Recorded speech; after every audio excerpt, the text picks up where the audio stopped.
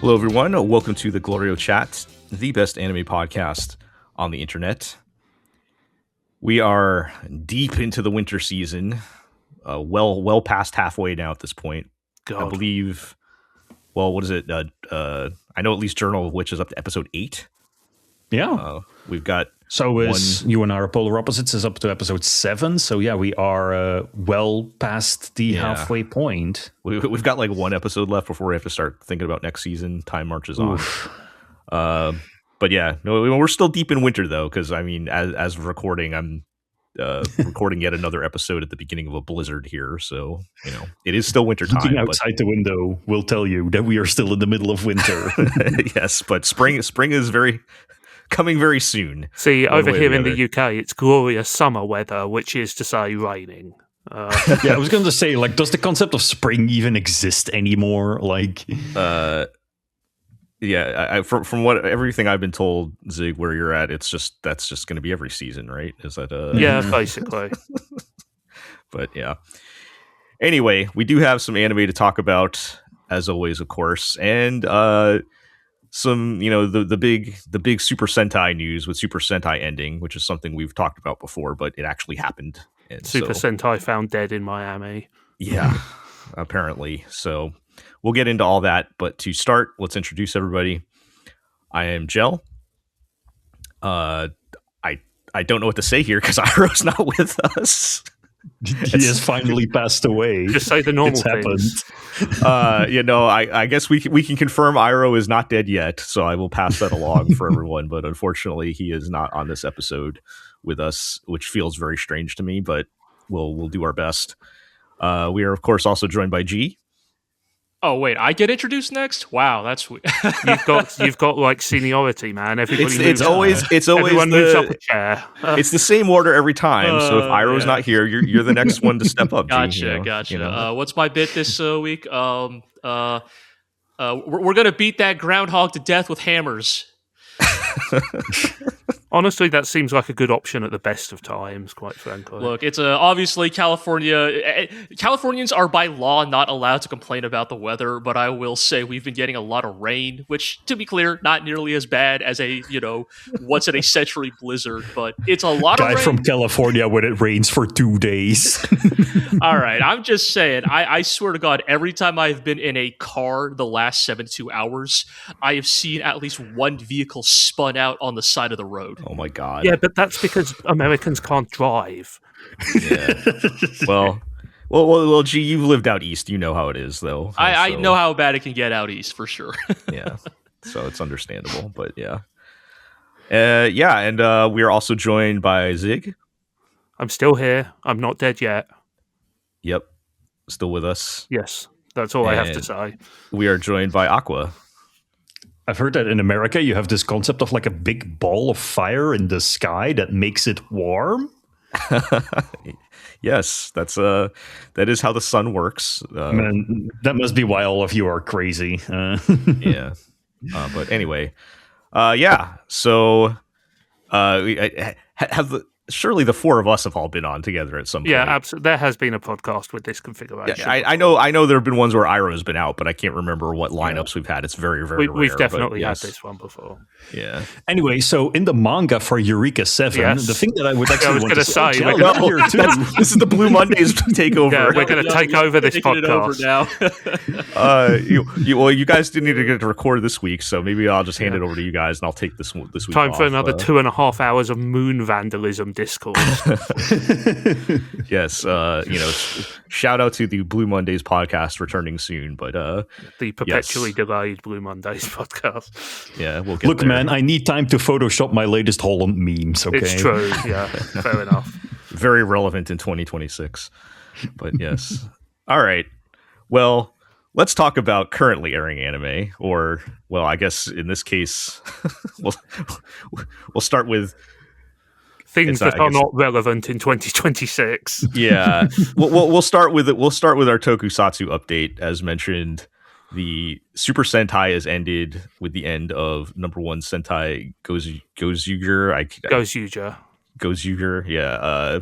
But which is something that we have talked about in previous episodes. Back in episode 200, We mentioned when the announcement happened that this was happening, and it's a big deal. But now that it has happened, how are you guys feeling about it? I think my feelings might be heavily coloured by the fact that the ending of Gozyuger was really bad, and honestly, most of the show was pretty bad. The thing is, like, Gozyuger was ushered in as a celebratory anniversary series.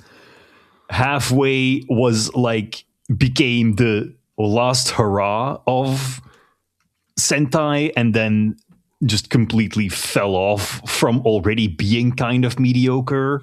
I mean, as I wrote in my piece, it's the first time I've ever been invited to a birthday party that turned into a funeral halfway through.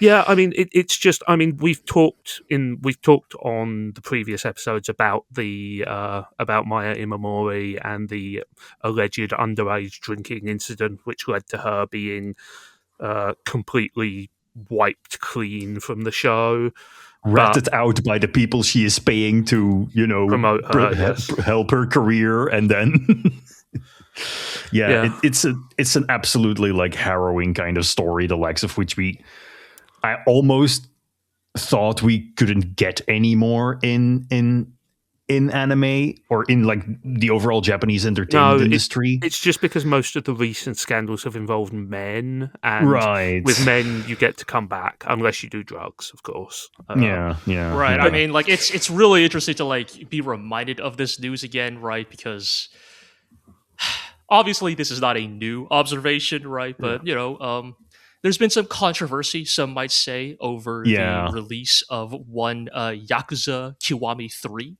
I mean, you mean the bit where they cast a registered sex offender as and the director defended it by saying, well, the character he's playing is a real creep. So who better to play a rapey sex creep than a real life rapey sex creep? It's maybe one of the most insane defenses I have ever heard of a questionable casting decision. And I don't know, it's like, again, not a new observation, right? But like the naked hypocrisy of like, we will welcome back the sex crimes man with open arms, but like, you had a beer or were caught with a milligram of like weed, and like you have to be unpersoned in Japanese media. We fucking damnatio memoriae this person. Anyway, you can see Sentai actors have they need to set an example for the children, which is why it's perfectly fine for us and has been for like 20 years to cast bikini models in all of the roles, but this goes too far. I mean, leaving aside all that, and you can probably guess from those comments how we feel about that thing.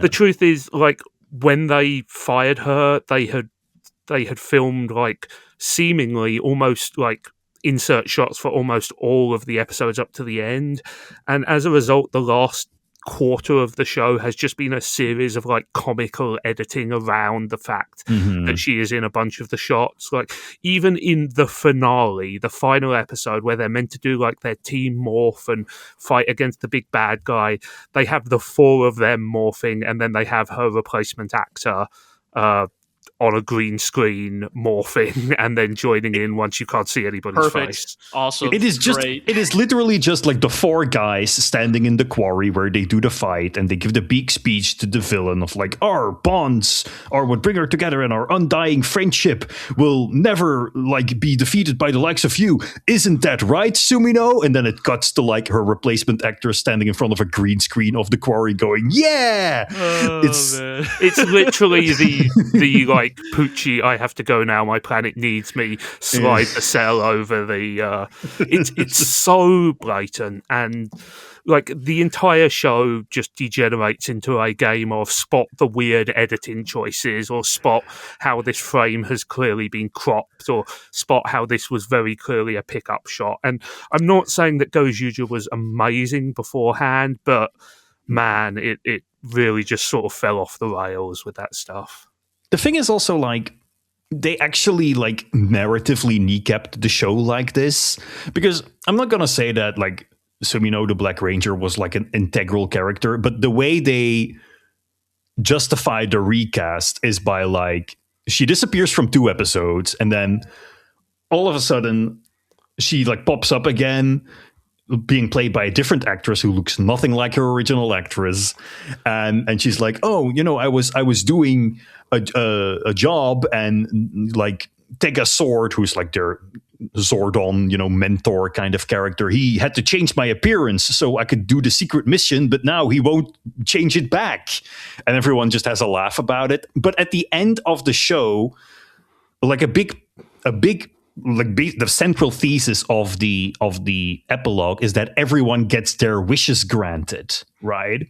Everyone like gets to is rewarded for saving the world, and and gets to have their wishes granted.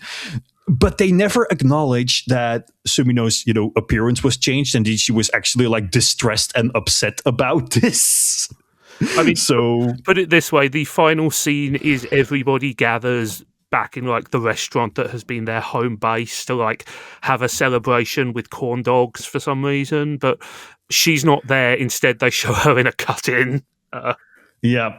It's just she's not there. She is fighting Shocker in Europe. Yes, and it's just, and also like the show had already been very bad about building any sort of actual plot, and it really shows in these last couple of episodes because they have to basically conjure bad guys out of nowhere to like take it, and it's just a whole series of like, it's a fanfic-esque series of, well, now X has this power and suddenly it turns out this guy is evil, and it's very sloppy writing, it's very just cut and paste, and it just feels just feels very low effort, and that's disappointing, because honestly, you wanted, I think we all wanted them to go out with a bang, but it just kind of didn't happen. They just kind of fizzled out.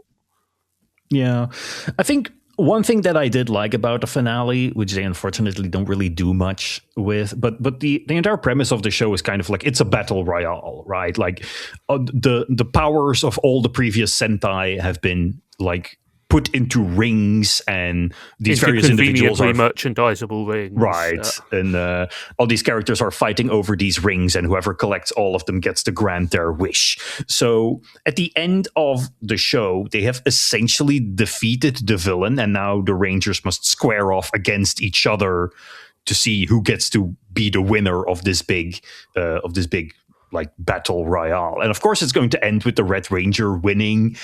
But the whole thing with the Red Ranger throughout the entire show has been that he doesn't really have a wish, right? He is a guy who comes from a very humble background. He has no real aspirations, and he spends the entire show trying to look for what his wish is, but he never really finds it. So at the end of the show, like everyone, like all the other Rangers sort of decide to, have themselves be defeated in battle by him so he can have his wish granted, even though he doesn't really have a wish. And you get this very like striking idea of him, like everyone sacrificed themselves for him so he could have his wish granted. But now that he finally has something that he wants to wish for, he can't have it anymore because he's lost his friends. Which is like an interesting thing to go on if we cared about these characters at all. And that is kind of the problem with this show. It is the rare Sentai show rare recent Sentai show that tries to be plot driven rather than character driven, which doesn't really work because the Red Ranger is just kind of like a bag of wet sand, and all the other ones are like one-note joke characters that you can't really take seriously in anything other than a monster of the week sort of goofy adventure, which is generally what Sentai was best at. And when they just try to tell a story with these one-dimensional characters, it doesn't really work. Like, all of a sudden, our comic relief bad guy who's like known for having a wacky rivalry with the Red Ranger, he has to like become the final villain, right? Because he's the only villain who's left. And they suddenly decide that he's like a hardcore, super intense, like, oh, I need to fight for the continued existence of my species. And they make him a completely different character. But the thing is, like, this was a comedic side character that people liked because he was a funny, goofy, like hammy guy. It's just one weird decision after another that really sort of encapsulate the problems that a lot of Toku has had recently, in that they commit to 50 episodes without having any idea what these 50 episodes are going to look like the moment they start doing them.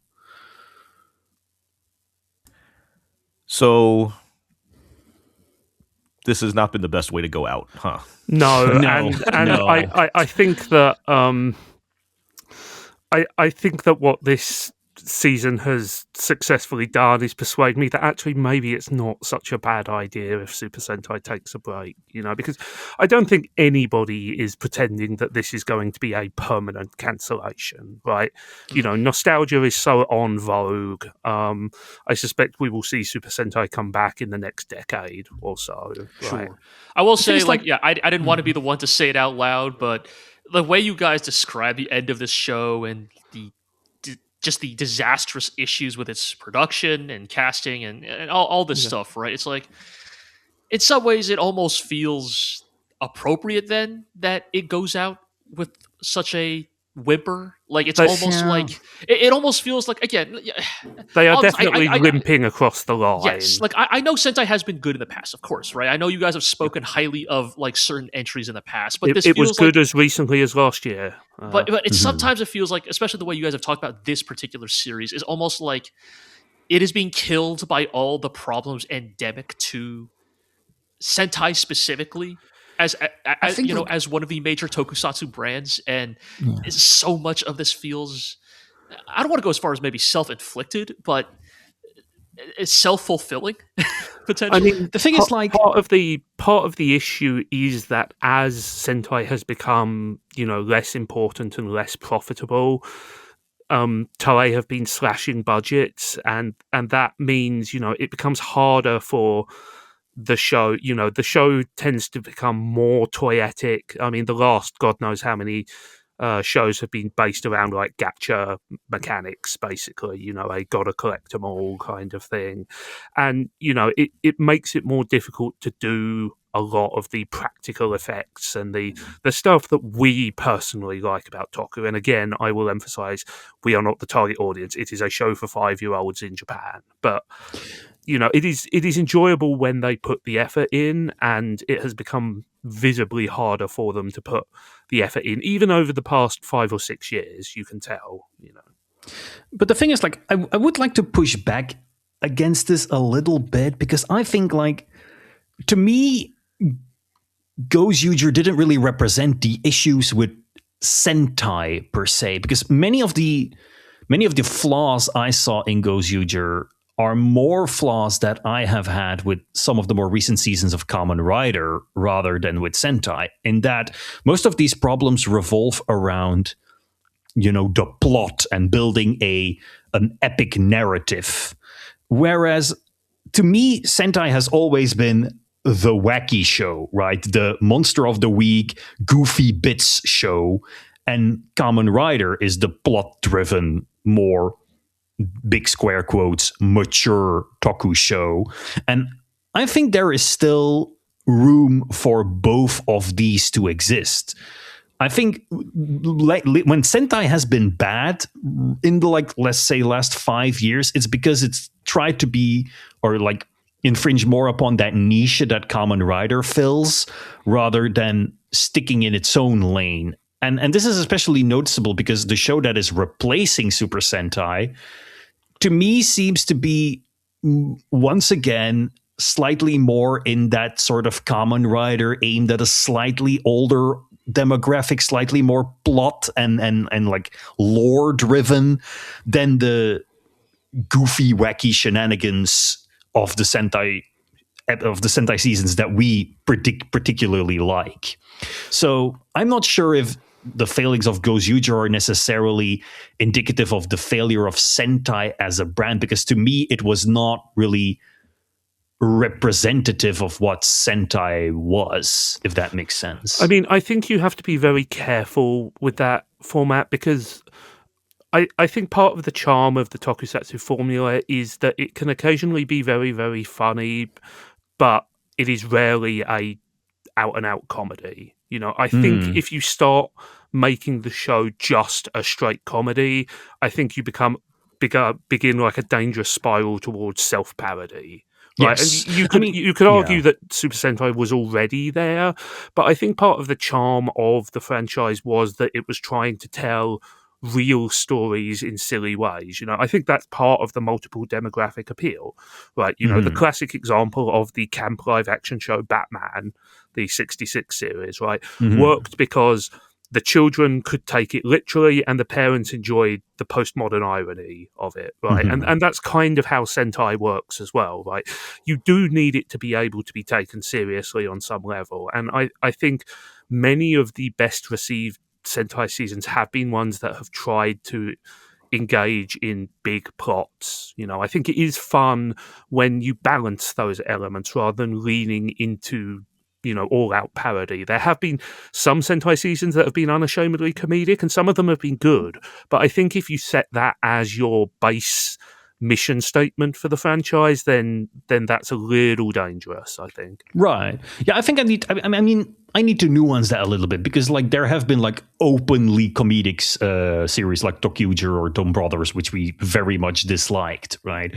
I think, but it's also like, it's not necessarily like the shows that we have enjoyed. I'm thinking Zyuohger, I'm thinking Zenkaiger, I'm thinking Lupat.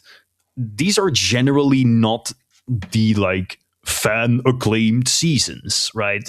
The seasons that I don't know, maybe my perception is just a little bit different. In the end, it's not really important. The thing that I wanted to say mostly is that like I don't think the Super Sentai formula needed to be retired.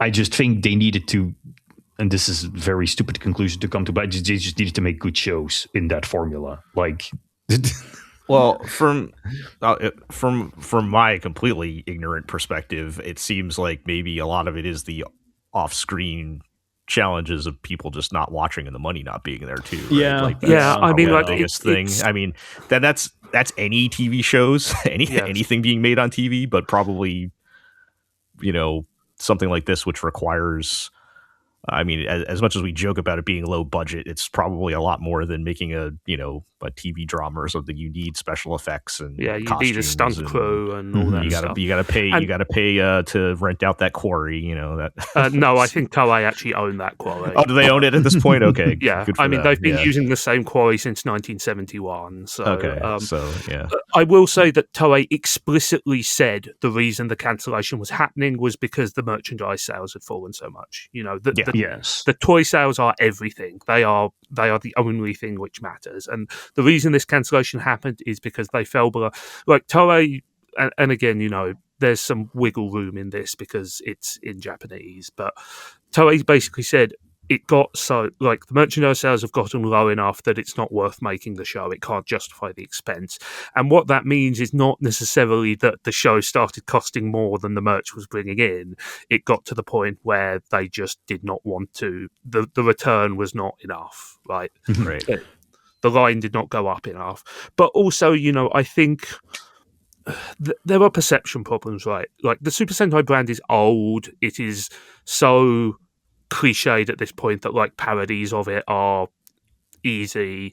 I think there is certainly a part of the management at Toei that wants to move on from Super Sentai to something more accessible to the modern audience, modern children, something that can break from the formula to a kind of a more flexible format, which is why, of course, they decided to revive a 1980s Toku show instead. Right. Yeah. So, but I think give you're the right. Kids about what they that. want. Of course, yeah. Of course, there's also the whole like thing which may or may not have something to do with it, which is the fact that Hasbro kind of blew up their deal with Toei. for Power Rangers. So yeah, I mean they that was do not have the income from that anymore either. Yeah, that was certainly a big money maker for Toei. Was all because like nobody knows the precise, but I think they had like a 50% interest in everything Power Rangers related. And you want to talk about a franchise that's going through its own problems. Power Rangers is also struggling a great deal, but yeah, it's sad, but I hope that it will come back in 5-10 years, and there will be a fresh appetite for it, and they will have had the chance to have a think about some stuff, and it will come back stronger, because it will come back. Yeah. Everybody is just saying it is going on hiatus, not that it is everything cancer. comes back always. Yes. Nothing dies in the era of anymore. nostalgia. I guess just as an interesting thought experiment on it, it's like, if it comes back, does it come back as purely nostalgia bait and all the kids have moved on at this point, or I don't know, but I think it depends. I mean, a lot of the stuff I've been reading has pointed out that Kamen Rider took an 11-year hiatus from 1989 to 2000, and when it came back, it was bigger than ever. But the year 2000 and the year 2030 whatever are very different times with very different. There might not even be TV anymore. Certainly not in the Like, traditional sense. yeah. I think it's hard to say. I mean, in recent years, Toei has definitely been pandering more to the adult market. I think that there is enough cultural cachet within Super Sentai that it would come back as a sort of all ages show, as it currently is, right? But it's hard to say. The future is so muddy. We don't know where they will be going with that stuff. It's very difficult to say. But I think there is at least one revival in it for it to be like a full-on family TV show again. I don't think it exclusively becomes like a niche original net show or something like that. Yeah. All right. Well, I would encourage everyone to go listen to episode 200 of this podcast, where I think we got more in depth in sort of the general cultural impact of Super Sentai and how big a deal this actually is. As far as we don't necessarily have to repeat all that again this time, but I also wrote it is a big deal. I also wrote a thing on the end of Super Sentai. Yeah, you can find it on the blog there. Yeah, so you can go check that out at theglorioblog.com as well for Zig's write-up on the ending. But it sounds like it's disappointing, but given the current state of things, maybe not surprising. And, we will probably see it back someday, but who knows? I mean, that's the second thing, because it basically is back. Yeah, so let's okay. So yes, dive into this. The new show, the replacement show is. It is. We have Sentai at home. Yeah. It is Super Space Sheriff Gavan Infinity. This is a revival of the Metal Heroes tokusatsu franchise, which began with the original Space Sheriff Gavan back in the 80s and proceeded through a bunch of similar shows, most notably for those of you of a certain age in the West. This is the franchise that provided the source footage for Big Bad Beetleborgs. Oh boy. But anyway, so Gavan's back, and this time there is a red Gavan, and there's a blue Gavan, and there's a yellow Gavan, and there's giant you see where I'm going with this. Yeah, you say Gavan's back, but Gavan is just like a name for it's like Kamen Rider. It's just like a name for a guy who fights monsters. Like yes, this new show is very Sentai-esque. It's sort of like, as Aqua was saying, what if you took Super Sentai and then made it 50% more Kamen Rider?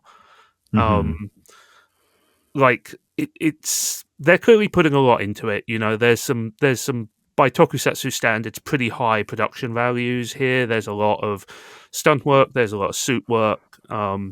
It's a multiverse story, which I hear the kids are really into these days.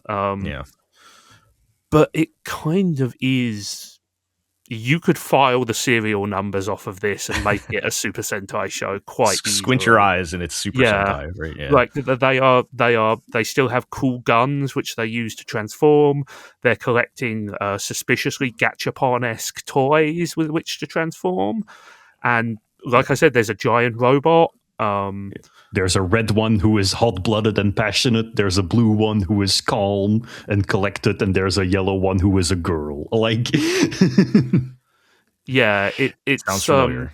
Yeah, it definitely feels like that they're skewing a little bit older with this, right? You know, it's got a very, again, by tokusatsu standards, a very slick sci-fi sheen. You know, it's a bit more. It is supposed to be more quote unquote cool than like quote unquote kiddie. Like, yes, this is a show made for people who are like 2 years older than the target demographic of Super This Sentai. is a show for 8 to 10 year olds rather than 5 to 7 year olds. You know, but I've enjoyed the couple of episodes we've seen so far. You know, there are only 2 episodes out at the time of recording. I wouldn't say it's a revelation or anything. You know, so far it seems like a slightly better than average fun tokusatsu show. There's some neat ideas, like they have some wacky robots. They have some dimension hopping, but they're certainly not reinventing the wheel here. So yeah, keep tuned on that one, I guess. But I think what the most interesting thing about this new show is the sort of like multiverse aspect, because the idea is like we get introduced to Gavan as like, oh, Gavan is the title given to the greatest space cop in all of space, right? But in the first episode, he sort of has to chase a drug dealer, quote unquote, through like a portal, and he ends up on a planet where there is another Gavan, and they soon find out that like there's a multiverse, right? There's different dimensions, but they do all work for the same organization. It's just that in each dimension, a different person is the guy of that organization, the superstar, the Gavan. And what I do find interesting is that at the end of the final episode of the second episode, they seem to imply that there's a different person heading that organization in each dimension, which I do find interesting because they can put like fun twists on it's the same inherent institution, but because the people who work there are different, because it's a different universe or a different dimension, how does that change the way things are in that, in that universe? Plus, we can save money on sets, and if there's one thing Toei loves, it's saving money on sets. What if one universe looked exactly like Earth, but everyone was wearing a hat? You guys are talking about this. I'm like, how is this not going to run into the same problems? Like, at least financially, like, are the kids going to be more inclined to buy merch for this when it sounds like it's basically the same thing? I mean, the thing is, like, maybe because it's a fresh new thing that it gets more interest. I do not have insight. I do not have insight into the buying habits of Japanese tween boys, right? But the thing is, like, Kamen Rider is still huge. Like, Kamen Rider sells way more merch than Super Sentai, even though I would not say it's a tremendously more sophisticated show. It's a little more grown up, it's a little darker occasionally, but maybe just tweaking that age demographic slightly up a little bit. I think the key difference is that you can like empathize with Kamen Rider. You can be excited and follow along with the plot even when you're a child. Whereas with Sentai, I more have like the feeling of like, oh, the new super, like their Super Sentai is on. Let's have a look. But you're not really engaged, maybe emotionally. And perhaps that is sort of what they're trying to go for by making this a little bit more like Kamen Rider, a little bit more plot and like lore focused. Maybe they think that is the X factor that Sentai lacked that will allow Gavan Infinity to sell Kamen Rider numbers. I mean, don't know. the other thing is that it's new, and new things are cool, right? Right. Like, Right. You'll at least get that bump from it. Yeah. Also, we have to keep in mind that it's Kamen Rider that is the cultural institution, right? Sentai. I mean, Sentai was still a cultural institution. It was not as strong, but as it is Kamen not Rider, the original. Like, right. Yeah. Anyway, all I'm saying is that like there better be an episode where they go to like a parallel world and they meet up with the original space sheriff Gavan from the 1980s. You know, Keiji Oba or We Riot. More cool old guys in tokusatsu, please. Yeah. His cyborg body is immune to your dark magic. Yes. All right. No, we'll get to that later. Yeah. Yeah. For sure. Yeah. So I mean, like it's enjoyable so far, but I would not say that, you know, the world has been changed or anything. Right. We are still very much operating on business as usual. Yeah. All right. Well, we'll check back in on that later. I guess maybe Super Sentai not as gone as we thought, but yeah. All right. Well, basically rebranding things always works out fine. Yeah, we'll see. Let's move along then to get into our anime discussion. What's that? We will. It's like cartoons but made in Japan.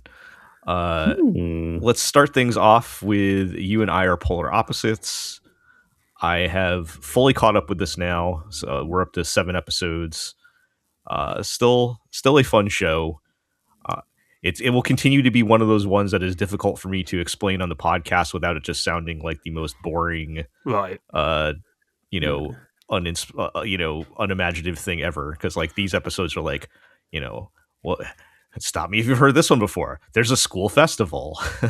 And the main girl's old friend from middle school that everybody teased about they should go date shows up, and he's this charming, handsome guy. Oh, Osuna Namaji. The main guy gets jealous, and it's like, yep, those things happen, and that sure sounds like the most like basic ass high school anime rom-com plot or whatever. But they do a good job handling it. This is a show that's all about the details, execution, and having good characters and well-written dialogue and all that. I know, Aqua, you watched the first episode, or well, Zig, you watched it too, right? The first episode.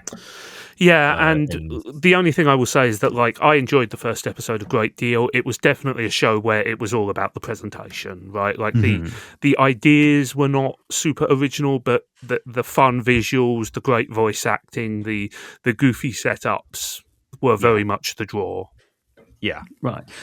So the thing I was wondering about this show, because when I watched it for the first look, I sort of had it down as like, oh, this is kind of like Horimiya in that it's not necessarily a will they or won't they kind of show. Like they hook up pretty quickly, and the focus is also on the side characters, because I got the feeling, because we don't really get introduced much to the side characters in the first episode, but you get the clear feeling that these are not bit characters, right? These are going to become prominent characters. So was that sort of like a right assessment? Do these characters get more to do? Yeah. Or is it just like strictly the main couple? Yeah. So one of the kind of notable things in the more recent episodes is they do shift some of the focus over to a second couple. So it's in a way, that the title still applies to them. So, do you remember clever. The main girl's like friend with like the blonde hair, that guy? He's also kind of a goofy, fun, extroverted guy, right? Generic best friend DM guy. Yeah. And so he takes an interest in this, quiet girl that works at the library. And so, they are also polar opposites, right? So they spend a pretty good chunk of time on them in the past like maybe 2 or 3 episodes. I don't think it's quite the Horimiya ensemble, because Horimiya just went like full on at some point. Like I don't even remember what was happening with the main couple at one point, and it was just like we're deep into everybody else, right? Right, but like the thing with Horimiya, that was like what made Horimiya kind of bad. Like, yes, that's what I was going to say. Yes. Right? Like, so I stopped being interested in Horimiya when it started being about their dumb friends. Okay, so thankfully this one actually I did like like what they did, because they don't like totally drop the main couple. Like there's, and in fact, like they get kind of intertwined a lot in the most recent episode, because it's a little complicated to explain. But I don't think he was in the first episode. But I did talk about on previous podcast episodes where like they introduced this like kind of like lame incel type dude who would probably be the protagonist in other anime. And if he's this like was very an isekai, but he's very like, he thinks he knows everything about people and what everybody's thinking, and the world revolves around him, and that people don't like him. The fact that people don't like him is everybody else's fault, not his, that kind of stuff. Yeah, so, probably what you would think the actual main guy of this show to be. Exactly. Like, before the twist is that he's just like a nice and considerate dude. He's just a bit introverted. Like, yeah, and he's always like, so like there's a bit where, well, you know what? Let me back up a little bit, and I'll build up to come back around to where I was going with that point. But one of the things I like about this show is that it is kind of taking that typical anime protagonist thing and turning it on its head, because yes, the main guy, you would think it would be that type of character because that's what we've seen in other shows. So they introduce this other guy and they start to interact, and you immediately see the difference. So like there's this one bit where, and it's not like the main guy's not like perfect either, but it's like the thing is like he acknowledges he has a problem and tries to do something about it. And I always say you can do your kind of mopey, quiet, low self-esteem character so long as he tries, and I'll be happy with that, right? Yeah, this is just that bit from The Social Network where like you're going to go through life thinking girls don't like you because you're an introvert. I'm here to tell you it's not because of that, it's because you're an asshole. Yes, exactly. But that's basically what this guy is. And there's like one bit where like there's a scene where they're out on the the bench in the courtyard, and the incel dude's like, he's quietly resenting everybody for like being able to like have friends and date, for being and stuff like that. Ryaju with their seishun, and he's like, he asked the main guy, he's like, don't you ever like feel insecure, or you're not sure what you're gonna do, or you feel like people don't understand you or whatever? And the main guy's like, yeah.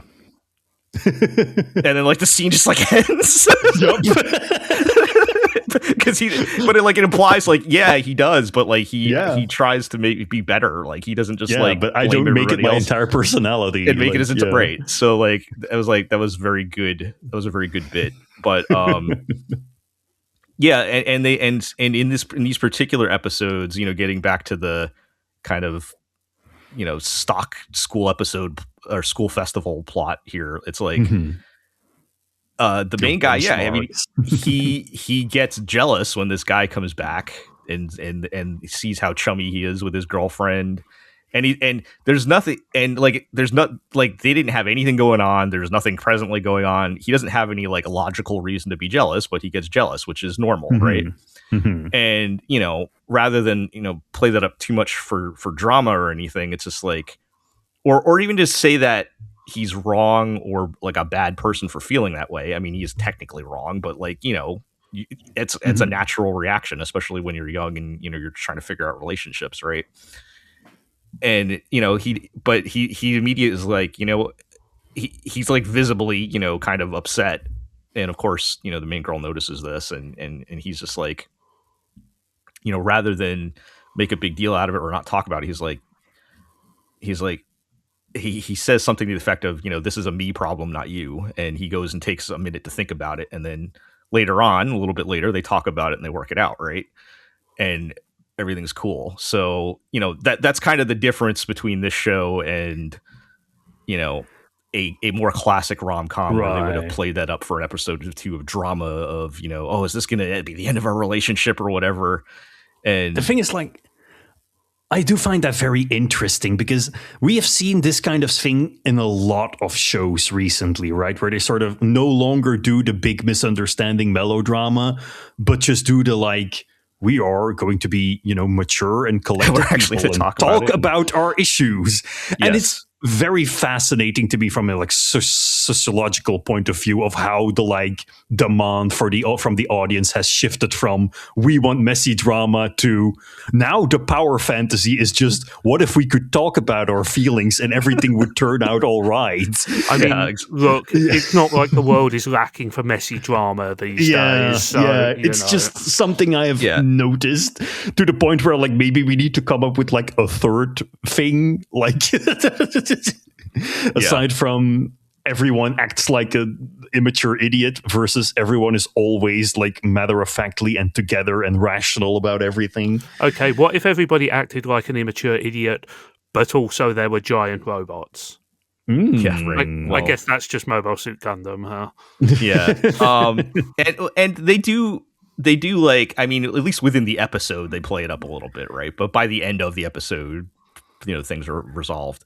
And then they have other characters like this other dude I'm talking about that are not in that space yet, right? Mm-hmm. And you can tell they're kind of trying to slowly rehabilitate him, but they looped back about this. So that was episode 6, I think, and then they kind of carried it to the next step in episode 7, where it looks like the main girl is jealous of this girl that the main guy works with at the library or whatever, and the incel dude is oh yeah, well, it's clear she's jealous or whatever, and and it is just thinks he has it all figured out, and then they within within the next 10 minutes they figure out, oh no, she was, because the girl she was jealous of is the girl in the new couple who was her friend had taken an interest in, and she was just checking her out because her friend was interested in her to see if she's all right or whatever.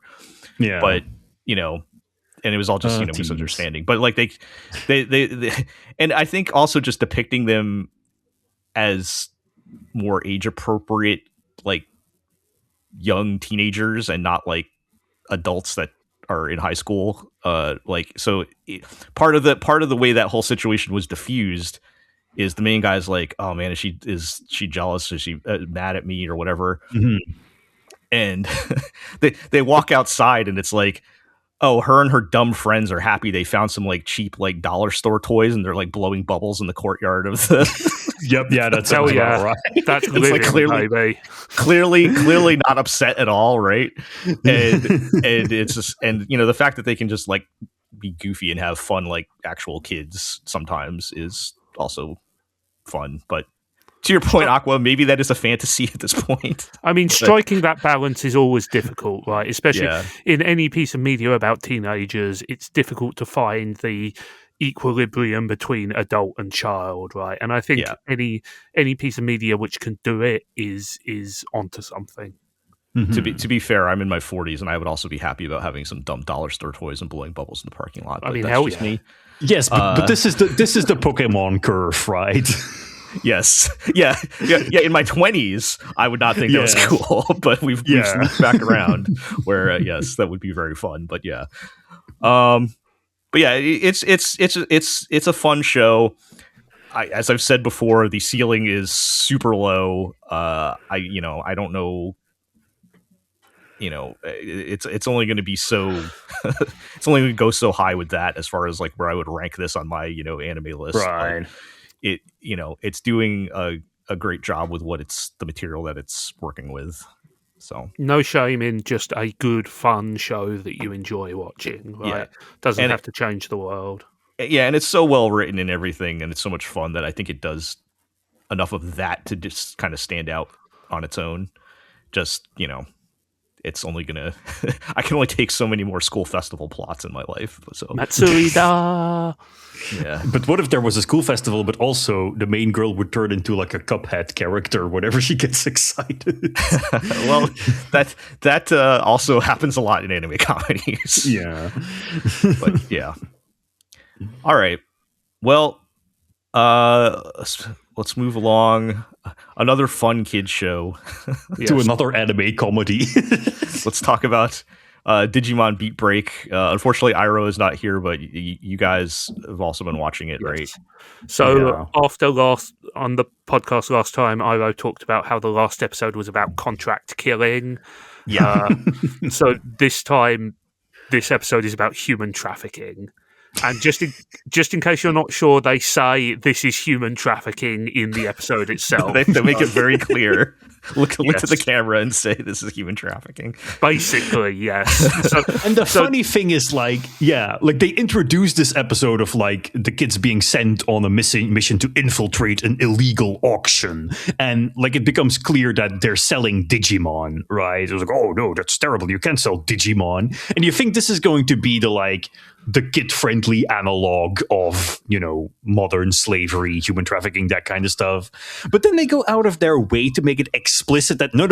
In order to sell a Digimon cannot be without its master. So we also sell the child that comes with the Digimon.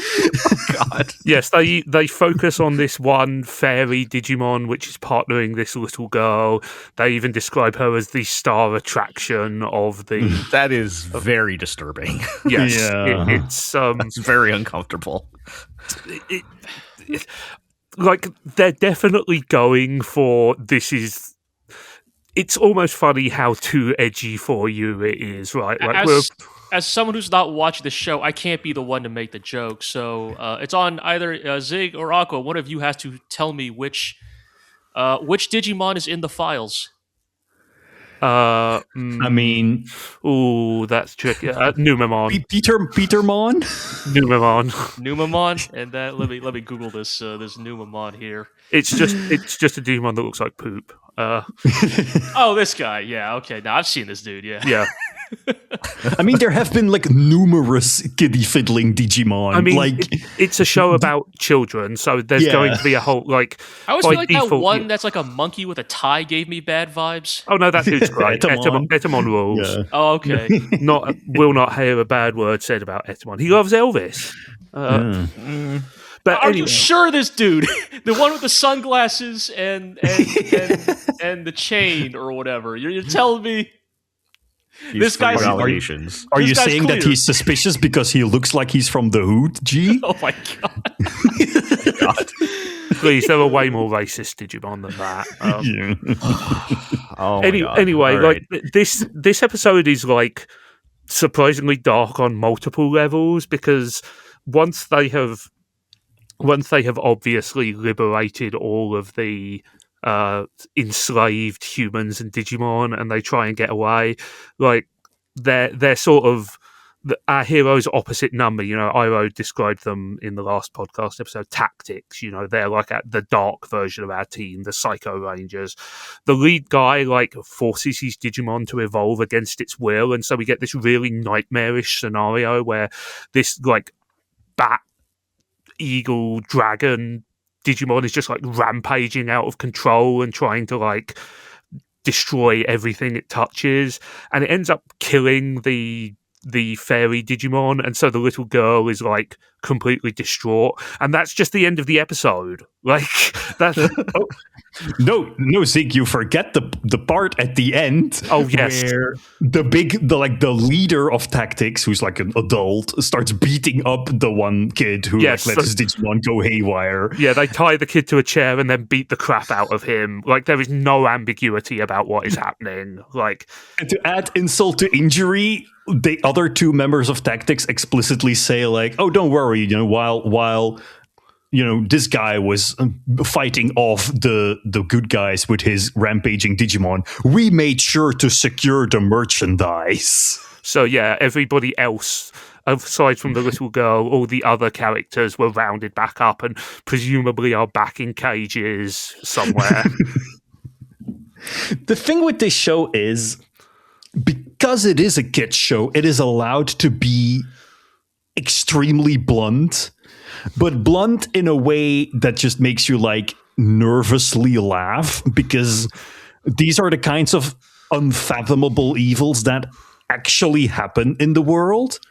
And the thing is, like, the fact that this show has no nuance whatsoever, the nuance that a show aimed at an older audience probably would have, that makes it a surprisingly effective cyberpunk anime, because we've learned in recent years that nuance usually kneecaps the effectiveness of your satire, when you try to like see both sides, or things are not always black and white. But it's because that nuance is completely lacking in this show that it becomes surprisingly effective at like hitting these notes and reminding people who are watching of actual like bad things that actually happen in our real life cyberpunk dystopia that we are living in. I might challenge satire, that a bit. Like it is like the show is occasionally so over the top. Well, I say occasionally, is often so over the top that it falls into bathos. Sometimes, like I think that this episode was extremely good. But not because I thought it was an incisive commentary on modern slavery, No, I think it was really good because a bunch of really stupid stuff was happening, and that was very enjoyable. Like, I'm not necessarily saying this is an incisive commentary. I'm just saying that this is like surprisingly like quote unquote hardcore, because it is allowed to not obfuscate anything. And the reason why it doesn't obfuscate anything is also because it is a kids show. It has sort of found a weird loophole in the like unspoken social rule that says, you have to explain everything explicitly to children, but also you cannot tell children about any bad things happening at all. And they've sort of like twisted that into their own version of, okay, so we cannot like imply how messed up this world that these characters live in is. We have to actually show it because children are stupid. And that way have sort of created a show that can be this dark without being inappropriate for children, I guess. But like the idea of inappropriately dark children's shows is as old as the medium itself, right? Like it's just, and again, I think like the vibe I get from Digimon, and to be clear, again, I don't think this is a bad thing, but it is very much the Shadow the Hedgehog saying "damn, too edgy for you" thing.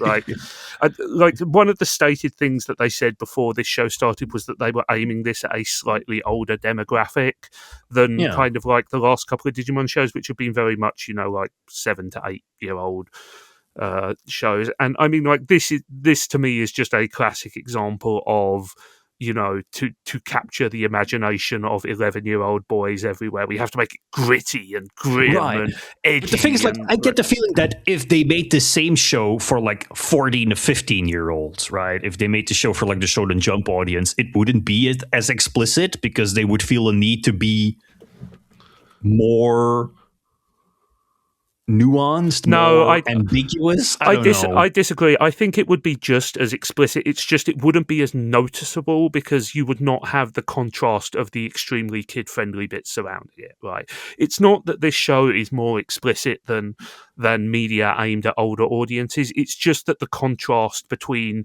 that stuff and kind of like Gekomon likes to eat, and he eats a lot, and he has a round belly, and it's about Digimon is just so much more marked. Like that's where the humor and the kind of like shock comes from.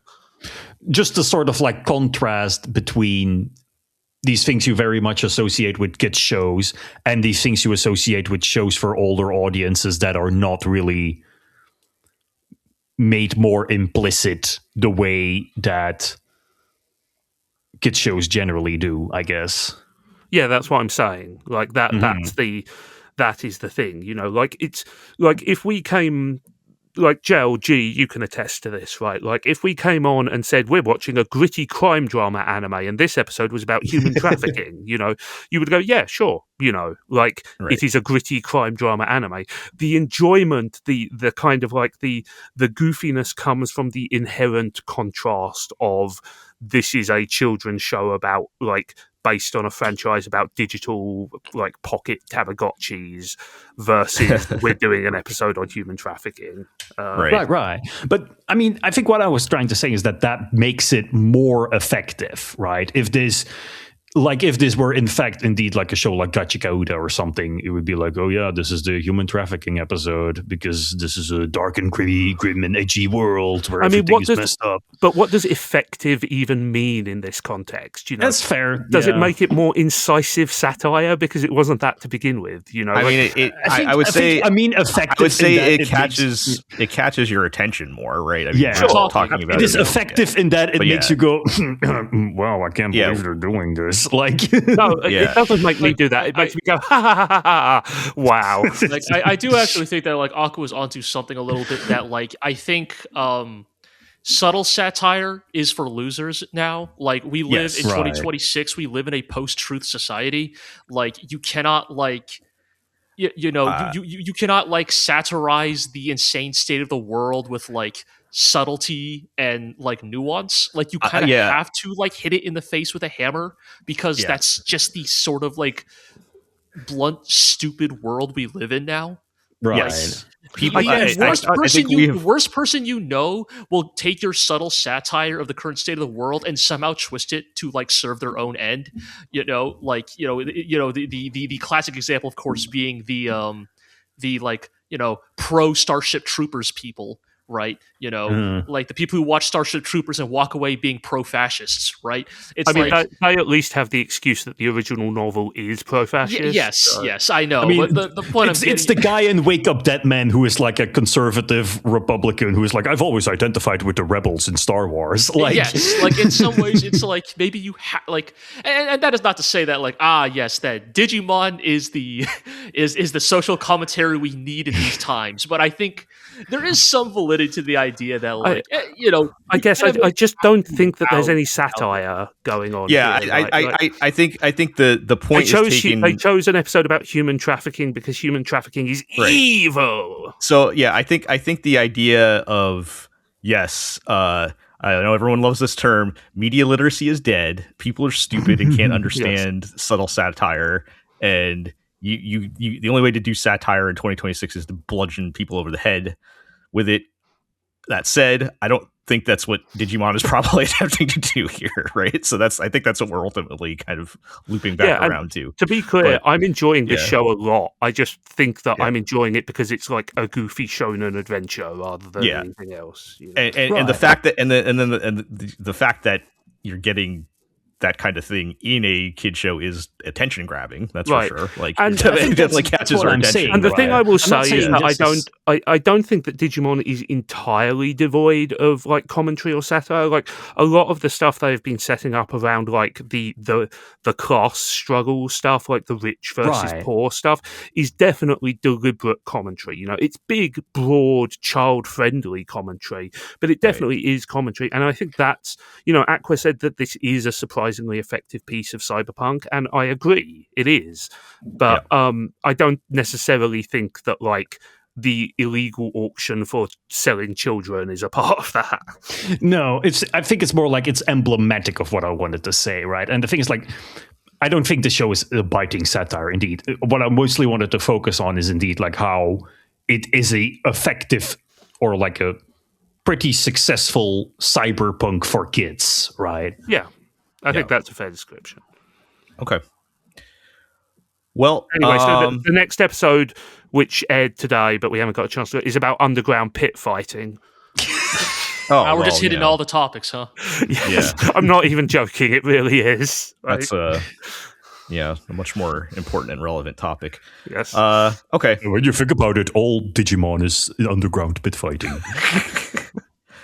Anyway, join us for the next episode, by which point Agumon will have done the Holocaust. Yeah. But Pokemon could never. All right. Let's move along. We will talk about Gnosia, which is over? Ended? Yeah, absolutely. There was it ended in the most definitive way possible, which we'll talk about in a second. But yes. We even got a beautiful ending card illustrated by the main character designer, the definitive sign that the show is over. But yes, like they... I mean, Gnosia was always advertised with 21 episodes, and this is the 18th episode. But they immediately announced that there are going to be 3 quote-unquote epilogue episodes coming along. So it's not really over, but also it's kind of over, if that makes sense. It is a visual novel-based show, right? So there's going to be like alternate endings and stuff. Normal ending and true ending, yeah. Okay, but as of like, I guess episode 18, the last episode that aired, like there was an ending, and yes, like the other ones will be kind of alternate stories or alternate. We don't know yet. We don't know what the other ones will be. But put it this way: if there were no more episodes, it's a fairly conclusive ending. I would not feel unsatisfied with how it ended. Okay. And how but it is an ending that sort of ignores the bigger scope of the story that has been hinted at, and mostly wraps up character arcs, right? Like, I think people who want to know more about the Gnosia and what are the Gnosia, where do they come from, what does this weird cult have to do with it, who is Manan, where is she now? Like, you don't get any of these. No, that's important. It's mostly focused on wrapping up the Setsu/Yuri story, which has kind of been like the anchor narrative for most of the show. The story of the loop, Yes. Okay. And the ending is basically, like Yuri wakes up in a timeline that is, they wake up in a timeline that is before the beginning of the loop, basically. They wake up a day earlier when the ship is still fleeing Luan, the planet which is overcome with the Gnosia. And basically, all along they've been trying to like fill this silver key, right? The MacGuffin that has been looping them in time. And finally they find out that this silver key has been filled, that like enough knowledge has been gathered. But there's still the problem, as we talked about last episode, of there are 2 Yuris in this timeline, and once the one that's asleep in the healing cabinet wakes up, it will be the end of the universe. And so what happens is, this was apparently mentioned earlier in the show, but I don't remember it, is when the silver key is filled up, it opens a passage to a parallel universe. And so we find out, I mean, you might be better at explaining this than me, Aqua, but like we find out in the course of this episode that the reason that Setsu has the silver key as well as Yuri is because Yuri gave them a silver key when they were dying in the escape from the, like, Setsu helped them escape from the planet but was like crushed under some debris, and through weird time loopy shenanigans Yuri gave them the silver key, and so like Yuri saved their life by putting them into the loop, basically. Right. And the idea is that it creates a stable time loop, right? Like Setsu gave Yuri the silver key to start looping in order to create a timeline in which Yuri can give Setsu the silver key to start looping, so Setsu can give Yuri the silver key to start looping, etc., etc., etc., etc. Her motives are complex, is what we're saying. Yes. I mean, Stephen Moffat has ejaculated all over the floor. I think what is interesting about this finale is that we should probably say what actually happens first, though. Right. No, yeah. Maybe before that, first we need to clarify, because this may not be obvious, but a parallel universe and a different timeline are not the same thing. Like, they explicitly say that within a universe there's an infinite possibility of timelines, but then there's also an infinite possibility of infinite timelines with infinite parallel universes with infinite timelines, right? So when we say that the silver key moves to a different universe, that's not the same as the silver key, moving to a different timeline, which is what we've been doing throughout the show. Yeah, I think it's kind of bullshit as well. The thing is, it's one of those time travel-y, like timey-wimey endings that doesn't make much sense when you think about it logically, but it is satisfying from a character narrative-driven point of view, because we obviously you get the paradox, right? If Setsu only had the silver key because Yuri gave it to them, then how could Setsu give it to Yuri at the beginning of the show? Like, it is one of those things that does not make any logical sense, but that is satisfying. It is close enough to making sense that it works on an emotional level. Not like it falls apart a little bit if you like look at it in the cold light of day, but that doesn't matter a huge amount because like it's close enough to working to make the story work. I think that's fine for most time travel or like timeline stories, right? Is generally like I think most tend to struggle under scrutiny, but I think if the emotional beats work, it still works. I think probably more my reaction is more based in like, as someone who did not watch this show personally, right, and can only understand the plot based on your secondhand relaying of it to me. I cannot help but be one of those guys who's like, I need a chart. Like, can you pull up a chart with like the lines connecting the characters? Well, perhaps you should consider playing the video game Gnosia. Right. Right. And to the show's credit, I think this might actually be the best adaptation of a video game that involves actual gameplay and choice making. As in, I'm not counting like visual novels like say a Fate Stay Night, for example, where it's like strict, like the plot is linear, right? Are you denigrating the beautiful Dean adaptation of Fate Stay Night, Aqua? Hey now, because I'm saying that I'm not counting visual novel adaptations like Fate in my statement. Like this, I think this is the best adaptation of a video game in which there is, like player agency. There's a player who makes decisions that like influence how the story of the game goes. I don't think it's a perfect adaptation. It's still too gamey for my tastes, but we've already talked about this. But I think that in general, they do a very good job of like turning this sort of abstract, let's play werewolf 20 times in order to learn more about these kooky characters into like a coherent sort of narrative that you're invested in. Yeah. Which is why this finale is satisfying, even though you don't learn that much about the lore of the universe of Gnosia, right? So and like the actual ending of the show is Setsu like confronts Yuri, and they are finally at a point where their timelines are synced, right? Like we've mentioned in the past that they appear to be looping out of order with each other, right? But in this final loop, their timelines are synced, and the silver key is full, so it opens a path to another universe. And Setsu says, you saved my life, now I will save your life. And she takes the other Yuri, who's locked in the cryo pod, and leaves to go to another universe. And that is how they solve the perpetual problem of two Yuris, is they take one away to another universe. And that's the ending of the show. That's surprisingly tidy.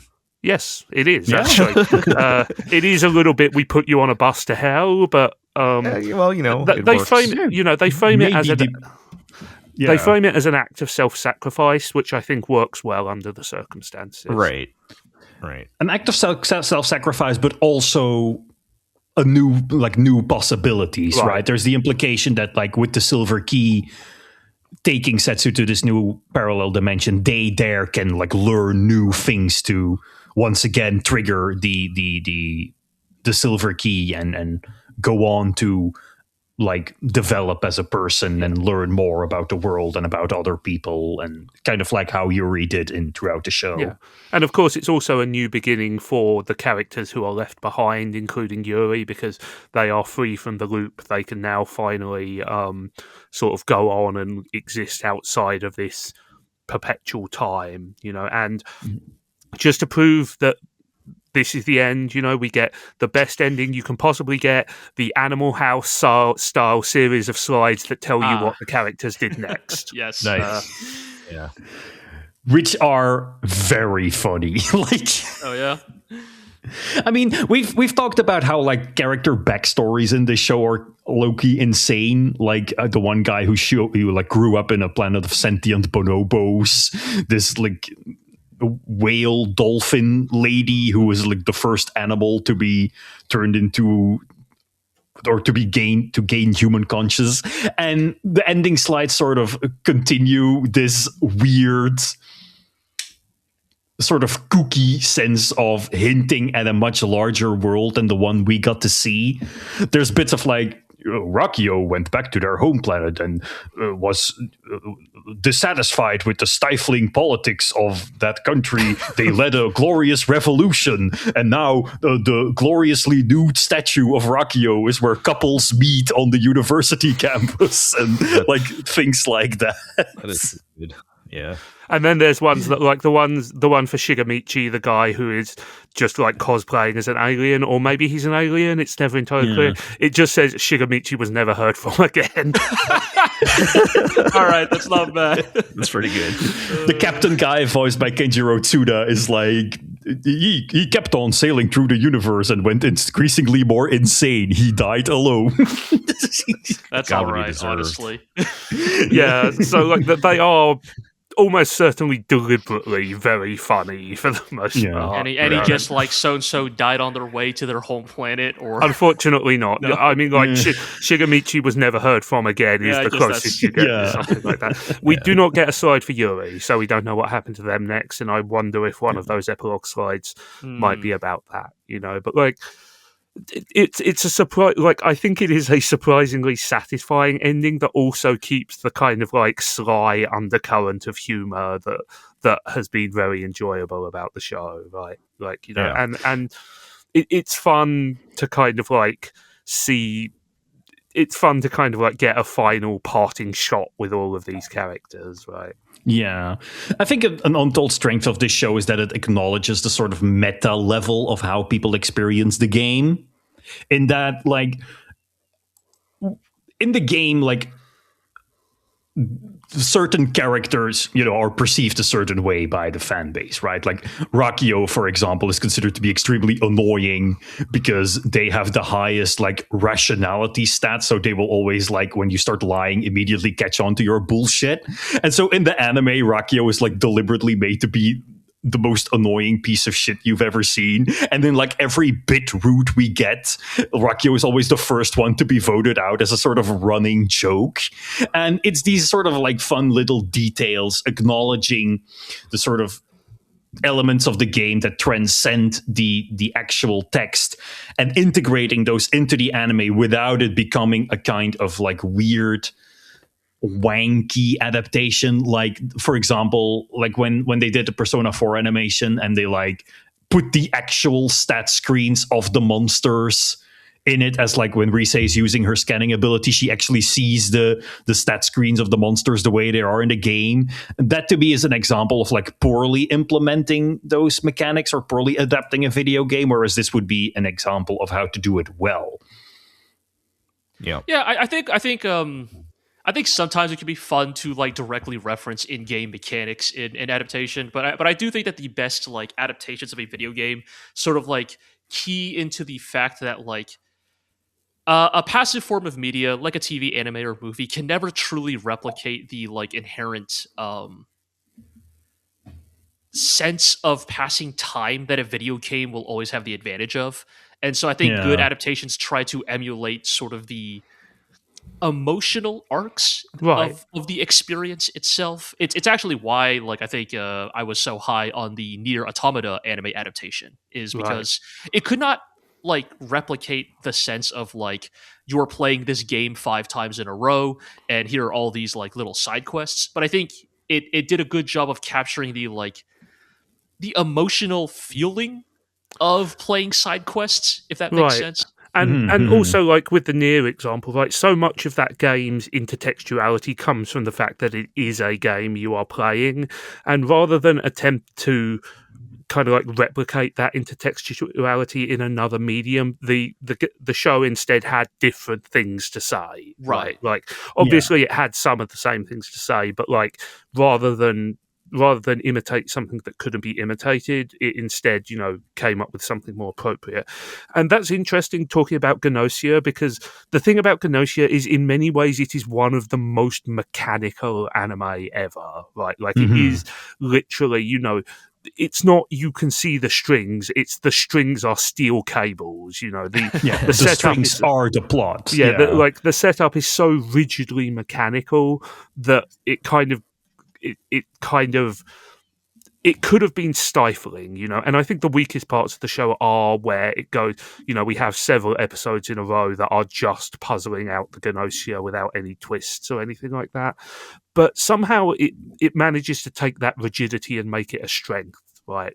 And I think that's the mark of a good adaptation, is that it has taken what could have been something that was very problematic and instead kind of turned it into a hallmark of the show. I don't think it was perfect, but I think it did surprisingly well with it. Mm-hmm. Turns out it Yuki seems like Hamada is a good writer. it seems like you guys ended up somehow on a very positive feeling towards this anime, even though it sounded like it could have wrecked itself many times. Yeah, I mean, there were definitely segments where it dragged. There's no denying that, But I think overall, I think it was fun. It was interesting. It was something very different as well, which is always fun, right? It felt fairly unique, and that's after so many years of watching anime, I think there is something to be said for the value of something that is very different and trying some very different things. Right. Okay. Well, I guess we'll see what you guys have any wild predictions for what the final 3 episodes will be. Is it going to be side stories or whatever? I'm going to say beach episode, school festival episode, and Hot Springs episode. We already had one of those. Yeah.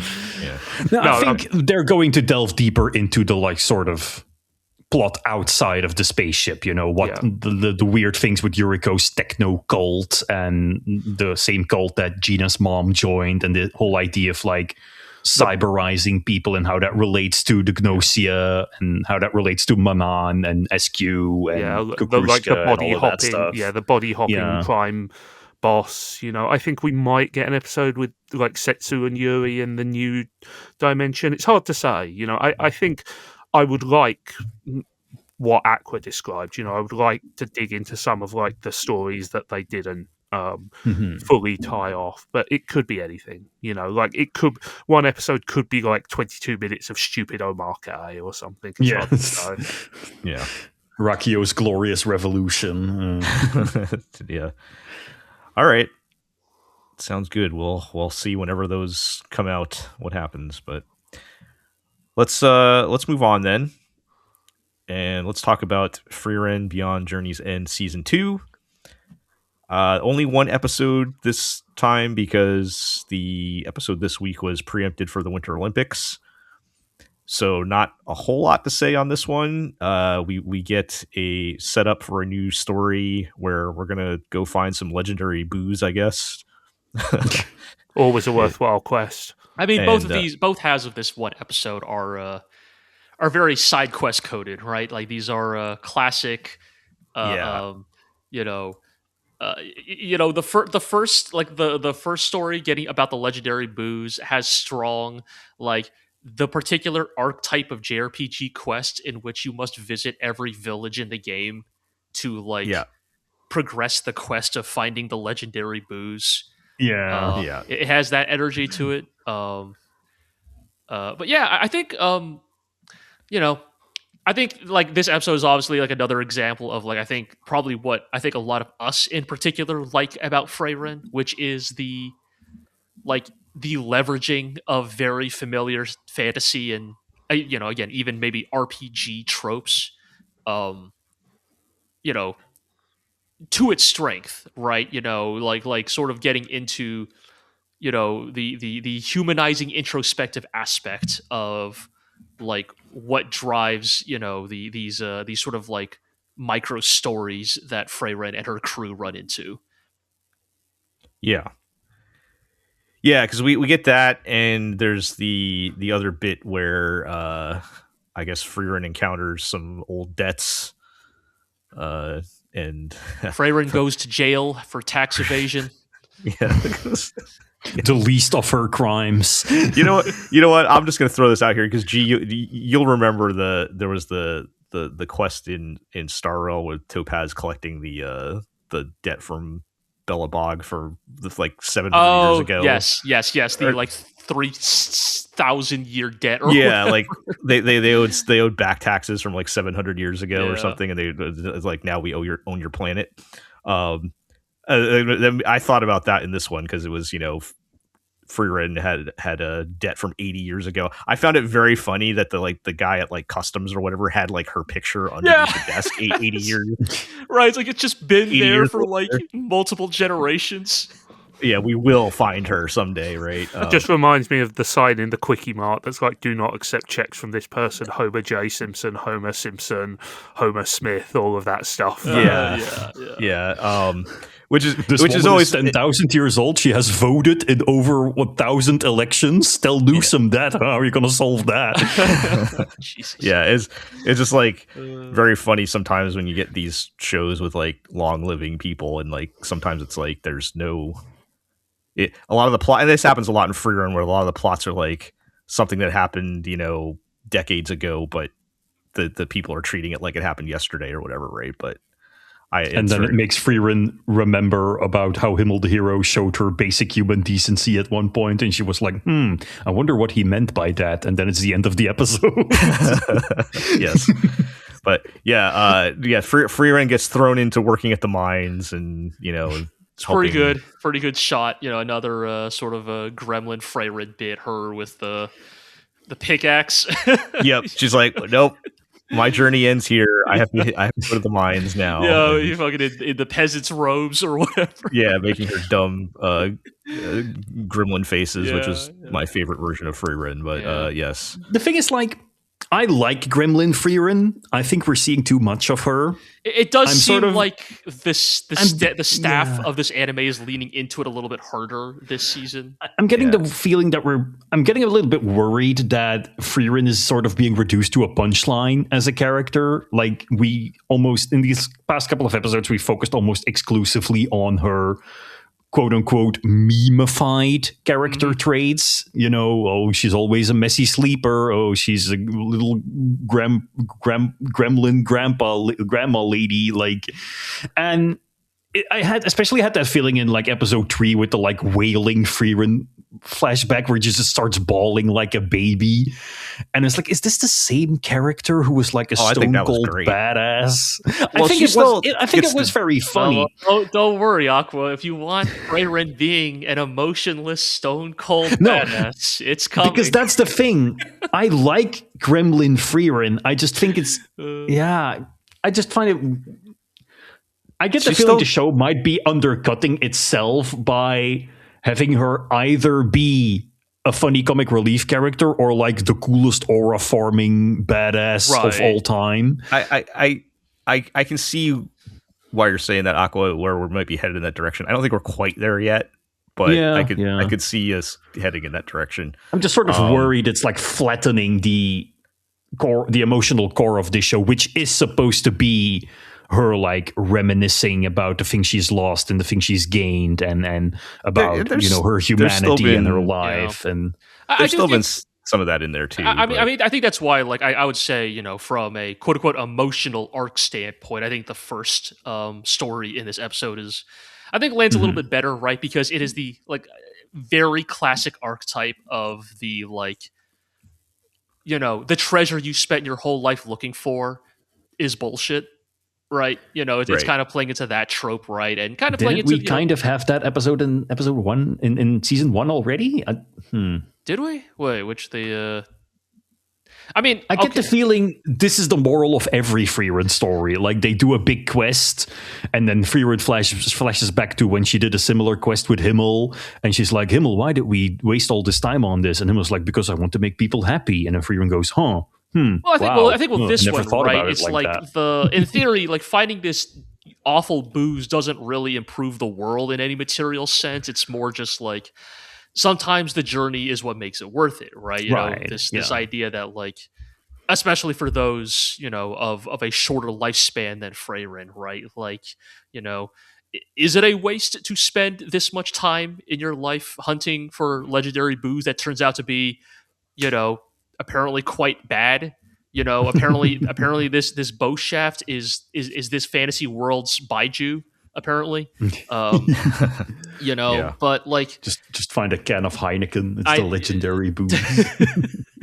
Aqua, I would drink so many cans of Heineken before touching Baiju again. I'll put it that way. All right, like you don't even like we don't like it's.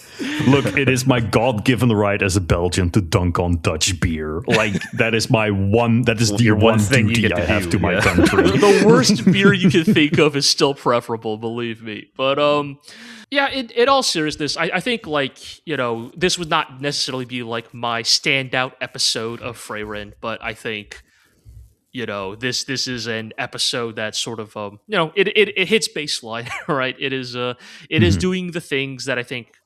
It is leading into Frieren's classical strengths, I think. I do sometimes feel a little bit bad. Maybe Aaron and I oversold how soon we were about to run into another long-running arc. It actually seems like it may be a ways off. I know Iro has spoken the cursed words into existence. I believe he said after watching one of these episodes that he is waiting for them to just simply announce Frieren and the Cursed Golden City, the movie, out in 2027. You think the rest of season 2 will be like the one-off stuff, and then they'll save that for the movie or something? They might. Okay, I mean, I might not mind that, to be honest. But yeah. Here's the thing: I might not either.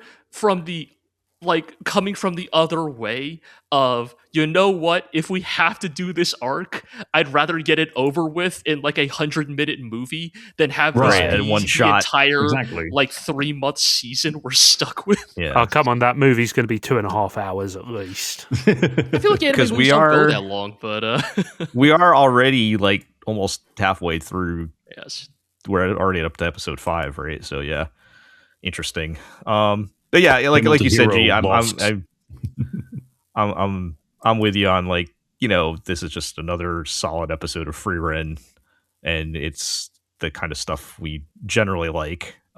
But yeah, I wouldn't mind mixing it up. I mean, to be clear, like when we had the Magic DMV arc, I wasn't that I was opposed to having a longer arc. It was just I didn't like that arc, right? So, that just did not fit what I wanted from Frieren. But yeah, I wouldn't be opposed to actually mixing it up with a longer storyline. So we'll see.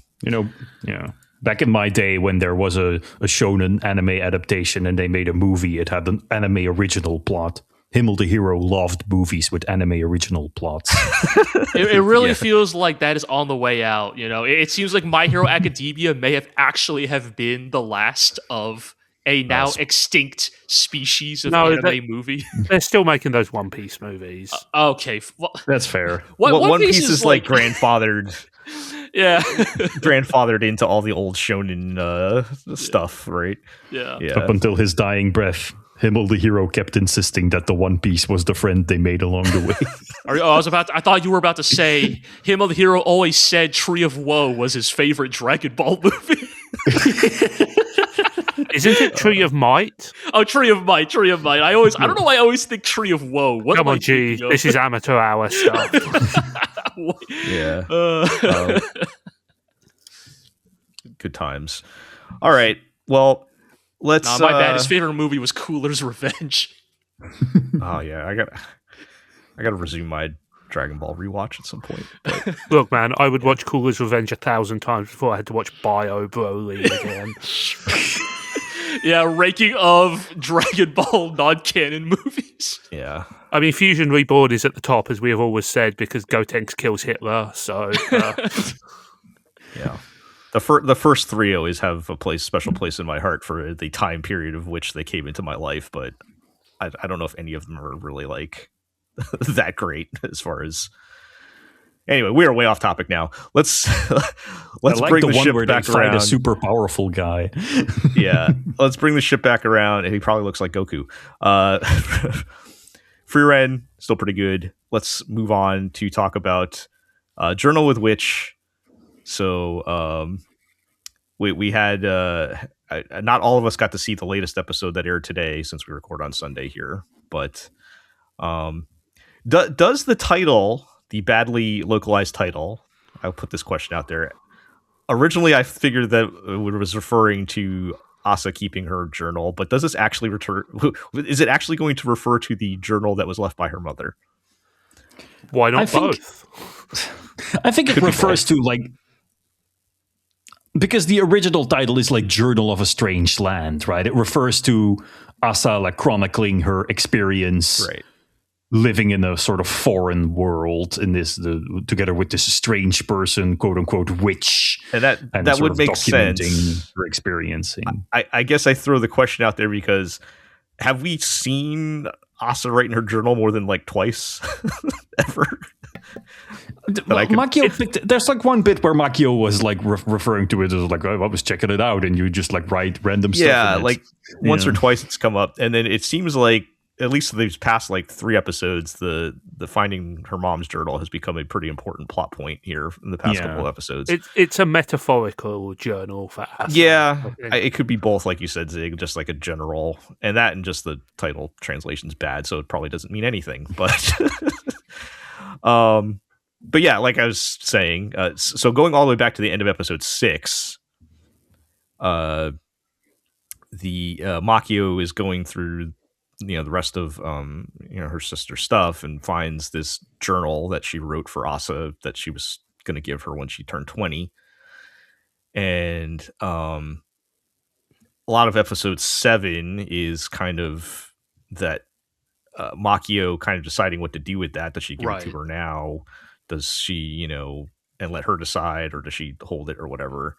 And in general, kind of talking things out with her friend and her ex, and even we even get I thought there was a scene with her ex and her friend that I thought was kind of fun, where she kind of hates him a little bit, but in a fun way, and I feel like I'm trying to remember, because to me both these episodes kind of blend together because they're both kind of just direct continuations of each other. But and in the latest episode, so episode 7 does end with Asa finding the journal, right? That's where episode 7 ends, and then episode 8 is kind of the aftermath of that. But I don't want to totally monopolize all this. What did you guys think of the episode? Well, first of all, I have a bone to pick with you guys of the past. Okay. I had not watched episode 6 as of the previous recording of the podcast, and you guys omitted any mention of the like insanely sensual caressing of the ponytail at the end of episode 6. With Makio's ex. Look, there's so much horny detail going on there that it can be hard to focus on any one thing. It's just it's like, okay, look, that is not some good buddies hair caressing. All right, good buds do not caress hair like that. All right, that is. It's just it caught me off guard because it was so. And this is actually in praise of the show, honestly. Like, it was so intimate in such an understated way. Like, it's the sort of physical intimacy that I think anime does not. When anime wants to do physical intimacy, right, for better or worse, it is often in a more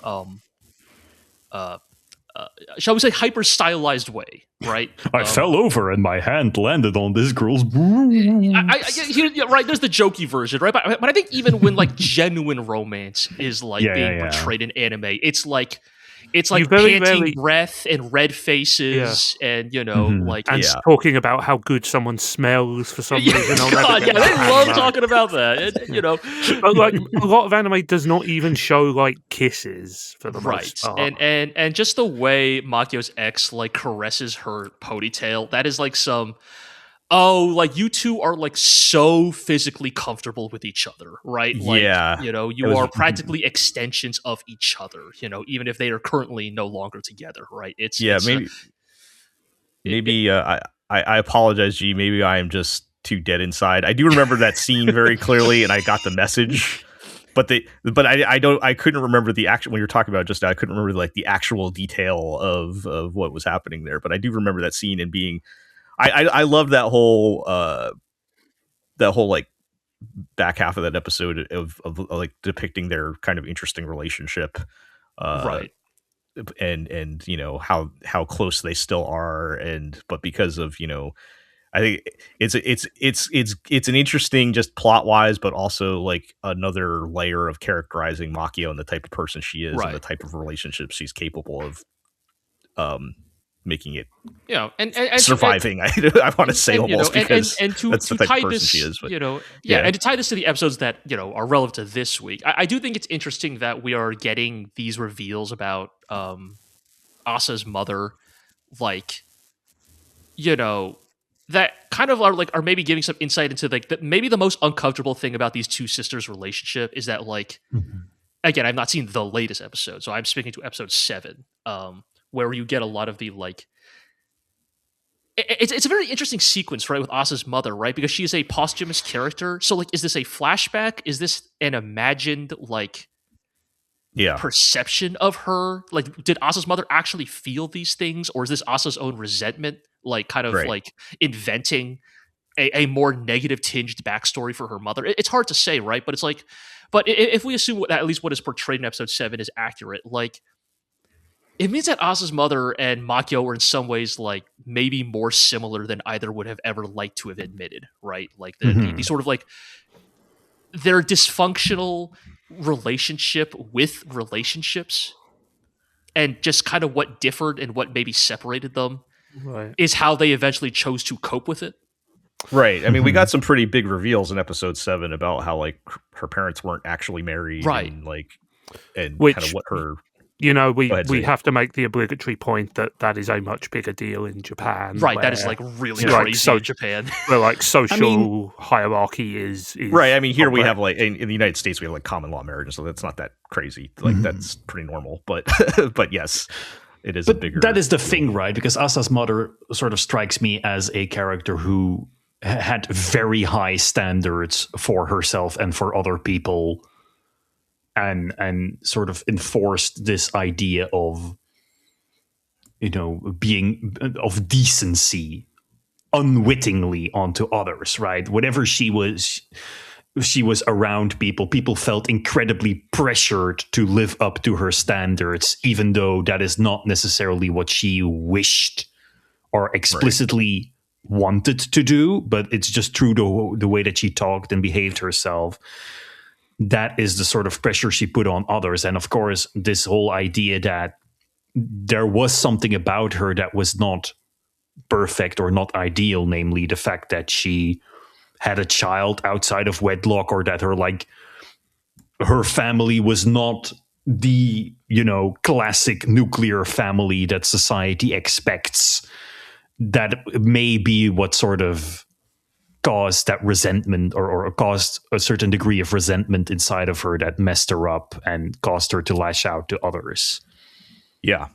And it is interesting to like G's point of like, we don't know what's real or imagined, and it's probably some combination of, what Asa at that time is trying to remember, and even Makio's memories too, right? Of like, just remembering what they want to remember to support their current, perception or whatever. And I think that is the show's biggest strength, right? Because it's obviously a show about grief, but it's not a show about the traditional elements of grief that these kinds of stories tend to focus on the sort of, reckoning with the fact that someone is no longer there. And it's more about, how do you interpret the legacy of someone now that they're no longer there, especially when that legacy is not unambiguously positive, right? Because the thing is, like, this is one of the very first anime I've ever seen that I can personally relate to. Just because, like, you guys know this, but the audience does not know this. But a couple of years ago, I lost my mother as well. And obviously, it's not the same thing as with Asa, because I was like in my late 20s. But I do very much relate to her, as well as Makio's struggle of like, how should we remember this character, right? How should we live in a way that we can be proud of ourselves, but also sort of make that person proud, because we know that the relationship we had with them is not unambiguously positive, right? My mother had a lot in common, I think, with Asa's mother, right? She was also a woman who was very much focused on the idea of presenting the semblance of I am a normal person, I am a decent, well-educated person who always knows how to do the right thing, and but obviously there were elements in her private life that she would rather keep hidden from the outside world, and she's also someone who inadvertently both her children as well as her sister, oddly enough, like I've been talking a lot to my aunt ever since she passed away, and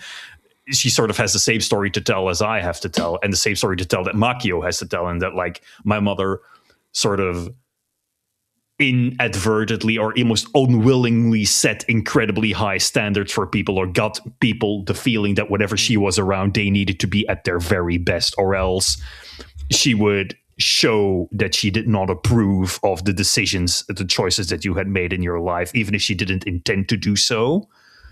And so the idea is, what if that person is gone? Like, how do we remember them, right? How do we properly grieve them? Like, do we remember only the good things? Do we try to turn this person into the person they wanted to be to the outside world? Or do we remember them as the person they actually were, you know, including the flaws, including the ways in which they may have, despite not wanting to, may have messed you up in some way or another, right? May have put pressure on you, or instilled values or fixed ideas onto you that make you continue to evaluate yourselves in a way that are maybe not very constructive, or maybe not very productive, or maybe not good for you.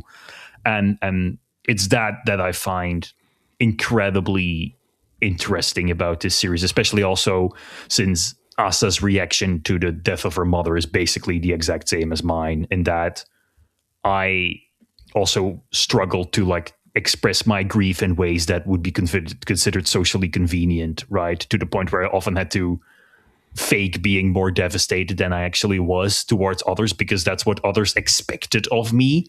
And I always got the feeling that like other people were more like messed up about it than I was. So I sort of love how this show can speak to these very complicated feelings and to this very nuanced discussion of how we can respectfully acknowledge the negative influence I don't want to say toxic, but a person who was imperfect can have on your life, while also dealing with the fact that you do love them and you do miss them, right? Yeah. Right, and I think one of the most interesting things about the show is that Asa and Makio are kind of approaching the same issue from different ends, right? Like Makio, who has a very contentious relationship with her sister, is perhaps,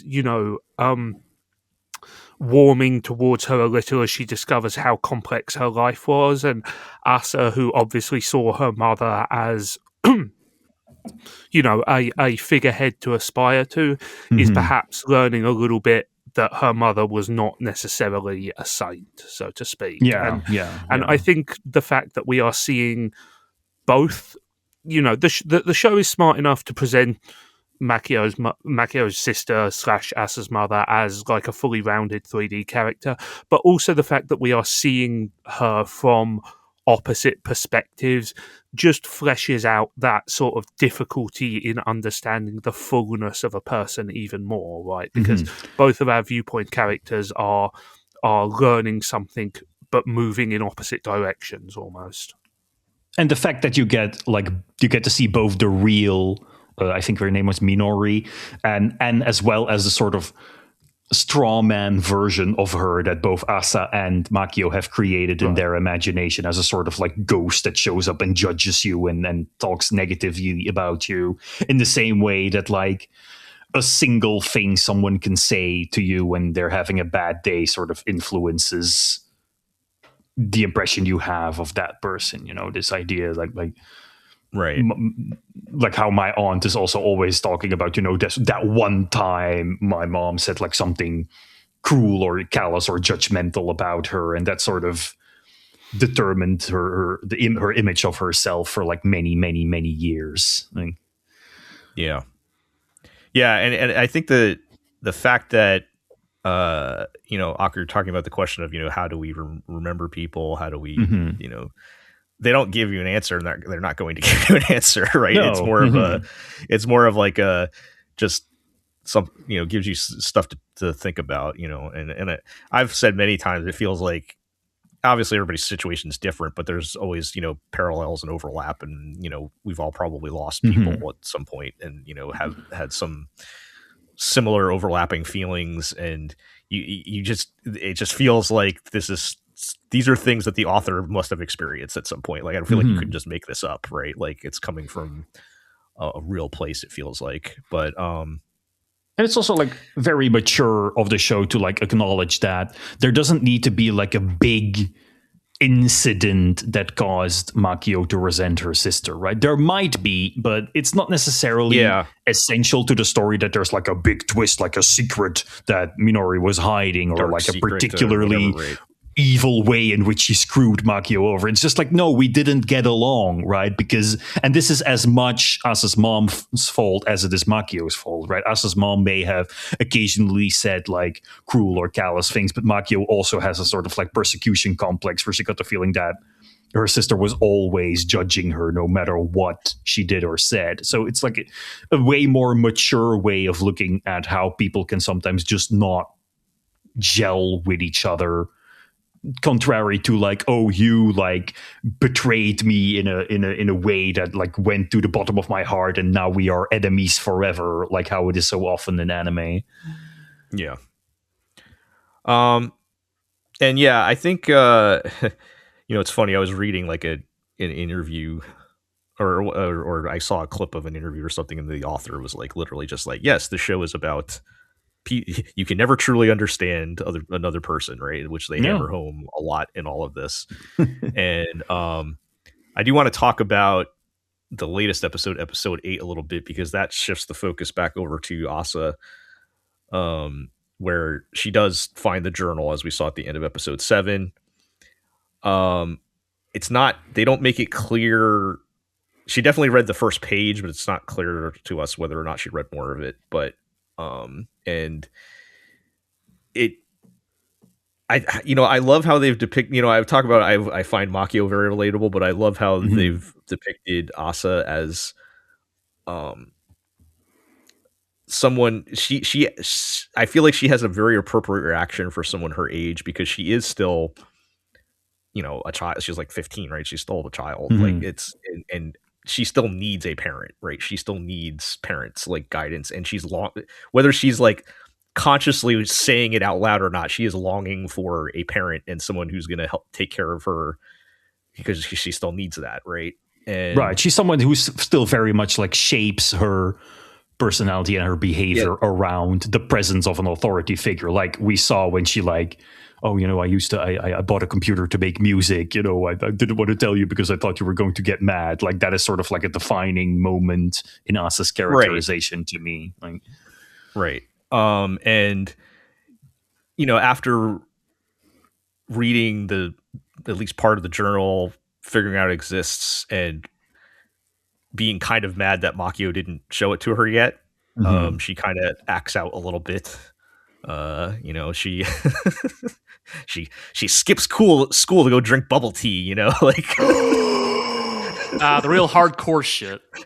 But and she starts thinking about how she starts, and you can see how she feels this way, because Makio has said, like, I'm not your mom or whatever, right? But like, she starts realizing, she starts feeling like people don't care about her, or at least that she's not a priority to anybody. Everybody's got their own stuff going on, and she's just kind of getting forgotten or whatever. And Makio rallies she gets her ex and the lawyer guy, who I guess they introduced him as a lawyer, but I guess he would probably be more like a social worker, we would call here. I don't know. Yeah. He's like the guy who's been like, the state has assigned to look over the case, right? Yeah, right. I think. Yes, I feel like I don't know. Other countries, he would be a social worker or like a child protective services person, right? But he does also talk about like disposing of the estate and stuff like that. So like, there might be like a different type of role whole thing and Right, how it yeah. works in Japan. But like a notary kind of guy. Yeah. But they go and find her, and the part that really hits is at the end of the episode. Like, we've seen Asa kind of go up and down in her emotions. Sometimes she, experiences, like you were saying, Aqua, where she feels like she should be more upset about it than she is. Mhm. And then sometimes she has actually been genuinely upset. But we see in this episode, it like really sinks in that her parents are gone. And because she saw that journal, and, that's kind of the last kind of, evidence of her mom being alive. Right. And, she actually does just like break down at the end of the episode. Because it feels very, the way they've built up to it and the way they've depicted her emotions, just I love how it's felt so appropriate for her age, and not like because she's not like a little kid. I mean, she's a teenager, but like, she still needs that. She still has that desire for a parent and someone that's going to like make her their number one priority, right? And she doesn't have that anymore. That really hits in this episode, and it's just it's a pretty strong moment. But I think it's also like interesting for a show to acknowledge that, like, when someone dies, you almost get the feeling of like, oh, okay, yeah, sure, okay, that person's no longer there. I'll keep that in mind, and in the future I will consider the fact that this person is no longer around, and it sort of takes you months or even years to realize, like, this is the new normal, right? Like, yeah, they're never coming back. Especially when it's an unexpected accident or something. Yeah, right? yeah. If somebody's sick and you have time to prepare and think about it, it's a little bit different. But like, if it's just like a total random accident like this was, then you're kind of in shock and have to like, just deal with the immediate needs of things that have to get done, and then almost like a kind of later. honeymoon period where, like, well, one day this crisis will end, and things will go back to normal. It's like, no, like, it hits you that no, this is permanent, right? Yeah. And, but it just continues to be a really insightful depiction of, not just the grief, but you can tell. I mean, it is very obvious, like the author said, this is about, never being able to fully understand people, but still, trying and making it work, right? And in that context, what I did find about people, and go ahead. Yeah, in that context, what I did find interesting in like episode 7 is like the whole conversation between Makio and Emery's mom.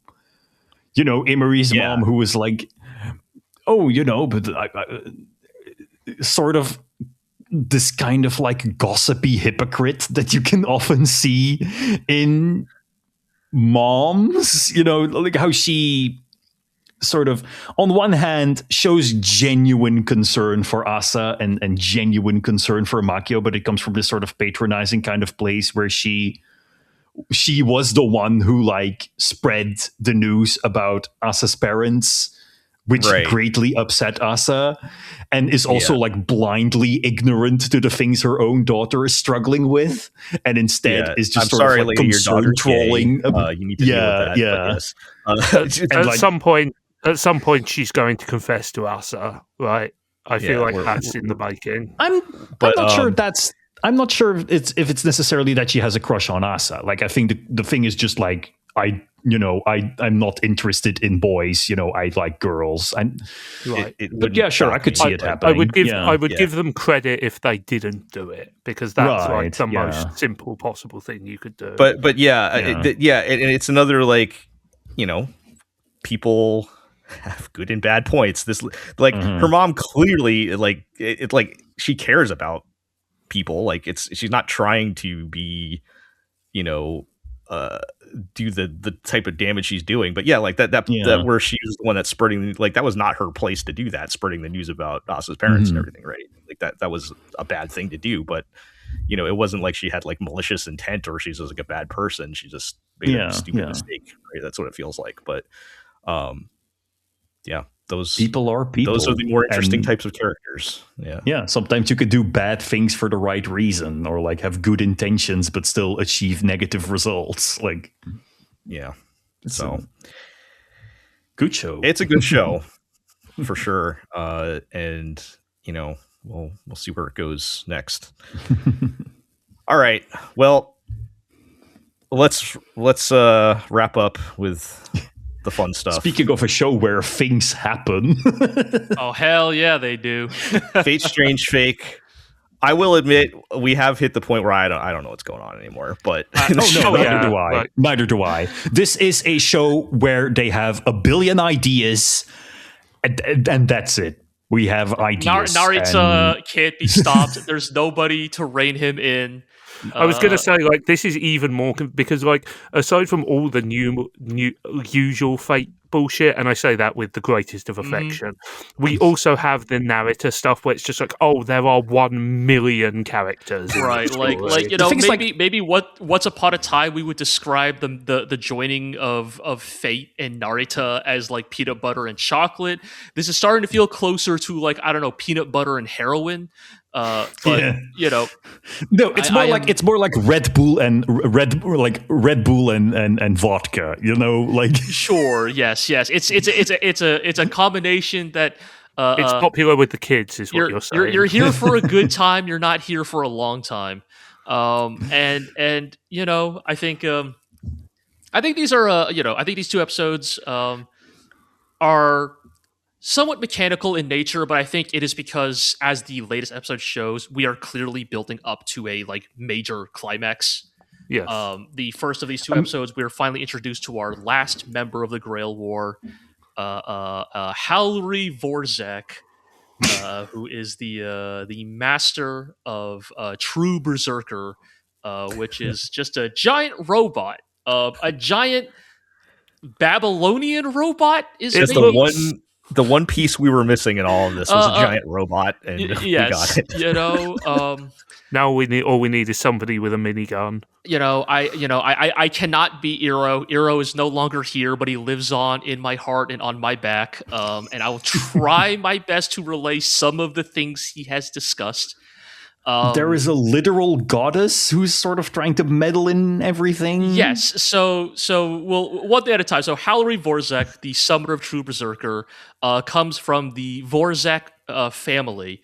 And Iro told me this, and I assume whenever Iro relays random Fate trivia, I assume he's telling me the truth and he's not fucking with me. According to honestly, him, what would the difference be at this point? Apparently, the Vorzek family has in fact appeared in Fate before. A member of these Vorzek family is the guy who committed the bee terrorism in Kiritsugu's flashback. Yes, on the plane. Yeah, I joked that like probably every single person on that plane has a name and a plot line at this point. Like, so Halri is descended from that family. We don't know how that may play into things, but they're just, you know, that's Narita for you, just pulling at whatever weird thread he could find. But Halri, you know, it seems like Halri may have gotten a 2-for-1 deal here, because in addition to summoning the giant robot, also we have the appearance of Philia, as at least that is what she refers to herself as, who seems to be she looks like an Einstein homunculus. Yes, looks like an Einstein, but is clearly being the homunculus is being possessed by an entity, and that entity refers to herself, as Aqua alluded to, as a goddess. And in Fate, that can be either self-delusion or that can be the real fucking deal. Yeah. So, and I mean, like, we see she is able to go toe-to-toe with Heracles, so she is a being of some power, clearly. Yeah. Yeah, we got her, we got the giant robot. We have the evil mafia man powered by thousands of souls. Yep. And yes, she does go toe to toe with Heracles. It's a cool fight. It's a pretty cool fight. And we do know she's the last one, because we have the whole like fake group and then the true group, right? Yes. I believe at this point the only identity we do not have is the identity of Hippolyta's master. Do we know who the master of true assassin? Yeah, we do. Yes, sorry. the Fed. Yes, the Fed. Yeah, the Fed. Yes. Right. Yeah. So, yeah, that's a lot of that's a lot of characters to juggle. It's a lot of characters, right? Because it means at bare minimum we are looking at 13 servants and 13 masters, and even there it gets a little weird because some of these masters are dogs, or they're a 7-for-1 deal, like True Lancer, So it's actually like even more than 26. The whole True Lancer thing is incredibly confusing. It's a lot. It is a lot. But yeah, I will say, like, one thing I want to say, like, because I enjoyed these episodes a lot, obviously, but I think like the nameless boy soldier they've got who is True Lancer's master, like the show seems to want us to be really invested in him, and I'm just so not interested. He reminds me of the protagonist of Old Noah Zero, which is about the most damning thing I could say. That's pretty harsh. I think the thing I will give Sigma is, like, he is I think there's a lot of characters here that feel very Naruto. Naruto has a particular love for a certain type of character archetype. Ira and I discovered last night that Flat Escardos actually is a Naruto original. I was gonna say he feels the most. And he was like backwards imported into the rest of the Fate universe. Because I know him from Lord El Meloy, Grace Note, Rail Zeppelin. In hindsight, it's like, oh right, Naruto loves that type of like benevolent psychopath archetype. Yeah, especially if you look at Durarara and Bakuno. Sigma also kind of feels like that of a non-malevolent psychopath. Right, it's just that like he keens so close to the like stoic, emotionless, like badass who has no like will of his own. Right. He is just desperately so that is so like the guy from Iron Blooded Orphans. I think he has just enough going for him. His bit when Faldius calls in and is like, "All right, who'd you summon?" And Sigma says Charlie Chaplin as Lancer. That was really good. got me. The only problem with that is that like Charlie Chaplin as Lancer is way more interesting than anybody else in this show. Like once he said it out loud, I was like, I wish you hadn't even said that because now I want to know what that would have looked like. Like, is the Kane his noble phantasm? I mean, I feel like if you follow, is that why he's Lancers? Because he has the Kane. Yeah. Well, I feel like if you follow Fate conventions, like you would probably lean into the fact that he's an actor, which means he can play different roles or whatever. But his noble phantasm is just his speech from the Great Dictator, which immediately ends the war. Yes. No, the strongest actor to summon as a servant comes down to either Buster Keaton or, well, I guess he's not dead yet. Knock on wood, not for a while, Jackie Chan. But those would be the strongest servants to summon actors. Like, if you're going to say Charlie Chaplin's power is like he's an actor, then he would not be a very strong servant because dude is only known for playing one role. Like, yeah, fair enough. Yeah. Anyways, I think I think episode 7, while it has like, I think the way I felt about it is like, even though like on paper it's another fun Fate style spectacle, right? You have Hallery Philia and Berserker versus Mafia Man and Alcides. I think this one does not hit for me as hard as the 3-way between Hippolyta, Gil, and Alcides. I think it's a bit messier, right? It's a bit messier and doesn't have the same like kind of fun back and forth that the other one had. Like this fight is mostly just Alcides impotently shooting arrows at Philia, who then effortlessly directs them back. It's not. There's not much going on there. Like it's a bit more anime cliche of like comically overpowered people. Like it's the fucking like playground pretend fight of like I shoot you with my unblockable beam. Well, I block it with my can block everything shield. Yes, which is Fate. To be clear, that is Fate in a nutshell, right? You want to get into why didn't Gable kill Saber? But I think it's also that I get that in universe she is supposed to be this on purpose, or yes, they are supposed to be on this on purpose. But I may be getting a little sick of the Francesca shtick of I'm here to like stretch out the Grail War, so I'm going to be the Deus Ex Machina that stops any of these fights from having a definitive conclusion.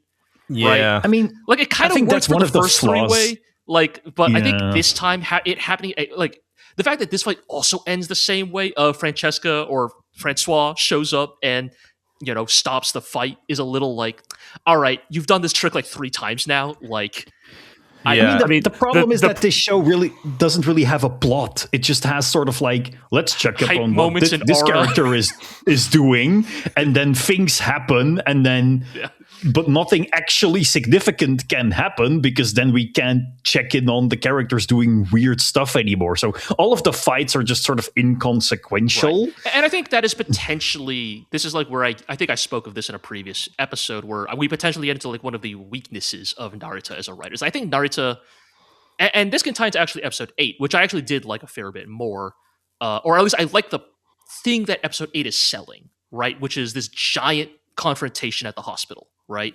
Right, yes. They are building up to a season-ending, quote-unquote, battle. Right. And that is, I think, one of Narita's great... Like, oh, go ahead. No, because before you go on, I wanted to say, like, the weird thing about this big fight that they're building up to is, like, it sort of comes out of nowhere. Like, all of a sudden, Flat is like, whoa, that girl in the hospital, she's got bad vibes. And she just sort of calls on everyone, let's go kick her ass. And, like, that is how we're going to get the big like climactic fight. Everyone just sort of decides that they're going to meet up in a Denny's parking lot and fight each other. that sounds great to me, but no, like, here's the thing. I think I see where you're coming from, Aqua. I actually somewhat disagree. I think Narita's actually done a pretty good job of like putting these pieces in play, and I mean, he's trying to do the same thing that Urobuchi did with Caster in Fate Zero, exactly, right? Which is to establish that this one member of the war is causing trouble outside the scope of the battle, and therefore they need to be put down before. I don't think he's done it as well because there's just so many characters that we have not really got. We have not really gotten to know. Also, the character that is in a coma, so by definition, we cannot get to know them, Also, the whole like Black Plague thing with Fake Ryder is sort of like, it's mentioned in every episode, but it's always so minor, like someone's reading a newspaper or it's on the news. I think it does. Yeah, go ahead. It doesn't really register compared to like all the other insane shit happening, and then like all of a sudden now this is like their main priority. Like, whoa, like off screen, tens of thousands of people have died of the Black Plague. I wonder if this is like one of those like, it's just like you cannot really portray that kind of stuff in a post like pandemic world. But I think I probably would have liked, yes, maybe more scenes showing like widespread death and illness caused by Fake Ryder, just to like establish like why all these servants would like gather up like this for one opponent. But I do think the setup is pretty solid. I think like Narita's done a good job of like herding these 26 cats broadly in one cardinal direction, which is towards this hospital. Also, they're in Nevada, so people probably just caught the Black Plague from being bitten by a coyote or something. This is not Nevada. These are some of the most LA some of the most coded LA nighttime streets I have ever seen in my life. It is the southwestern United States. It is so obviously LA. Like the way the streets look at nighttime is so LA. It's painful. I mean, there's even In and Out.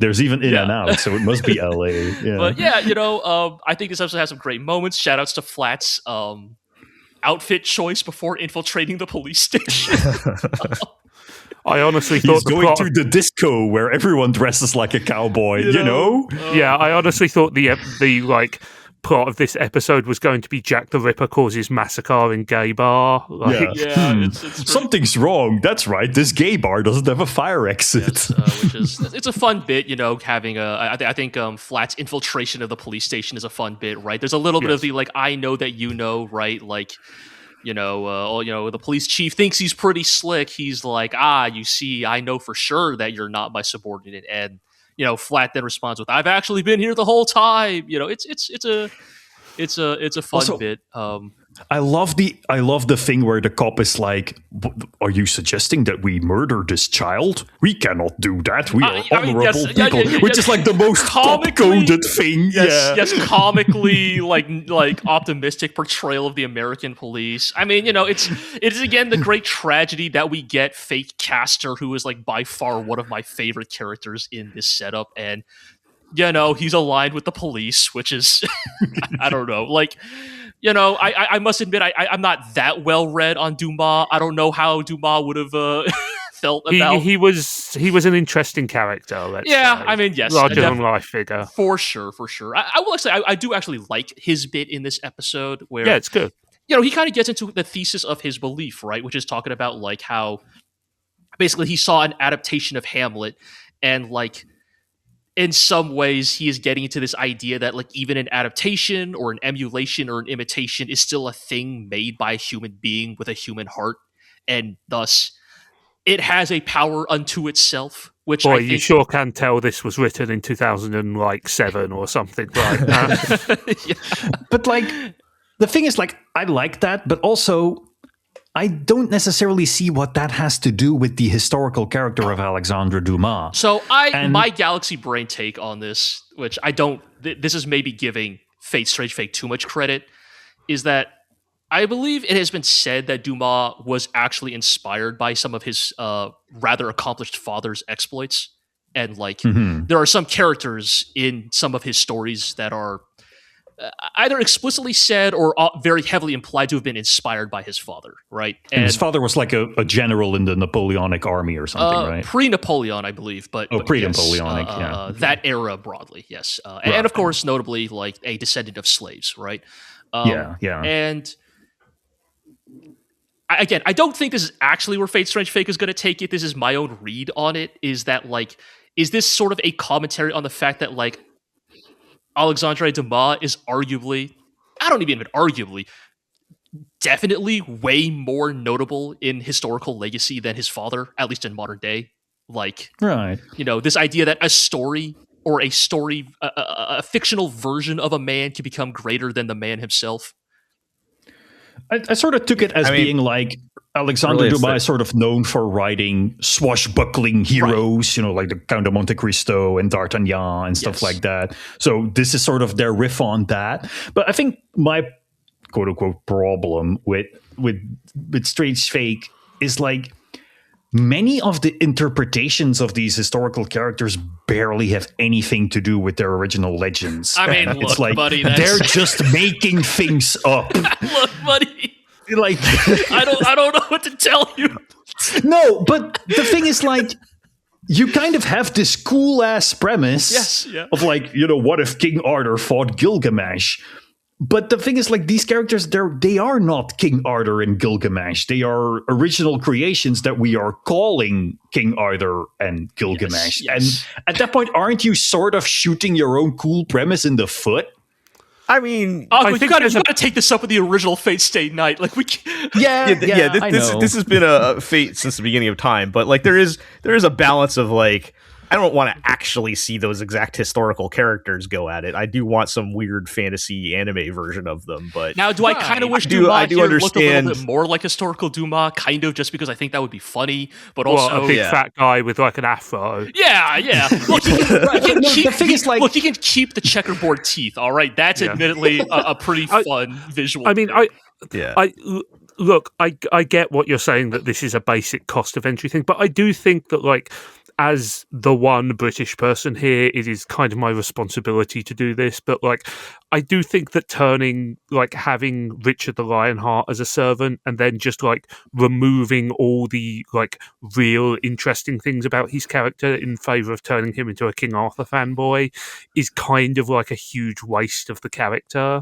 I would agree, as somebody who is also, like, pretty well read on Richard the Lionheart. Yeah.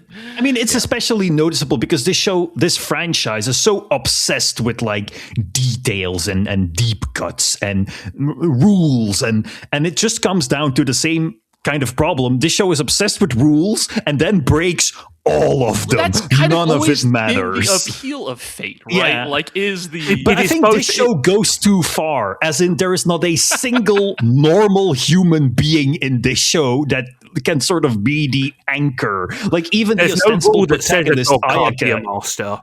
Yeah. I mean, even Ayaka, who's supposed to be like the viewpoint character, relatable sort of every girl, is a weird, dispassionate, mysterious stranger who talks in riddles. I mean, there's also the weird thing that she is a character from Fate Prototype. Yeah, right. yeah, So, it's like how there's only so it's a balance of like there's only so you can only take this so seriously, right? And then but if you just go pure, and the problem that I probably run into this show is like if you're just going just pure spectacle, it's fun to a certain degree, but I don't know, it kind of eventually starts to ring hollow after a bit where it's like I don't really know what's going on. Yes, it's cool, there's a giant robot fighting a god or something, but like I don't know. I think I kind of get where you're going with it, Aqua, but also like I don't know. I'm just not expecting any more from Fate. Just trust the plan. All right, just trust. That's the thing. If there's one thing I don't trust, in this specific version of Fate, is the plan. Because I have almost zero confidence that this is going to go anywhere. It's going to be a fun thing to watch, but yeah.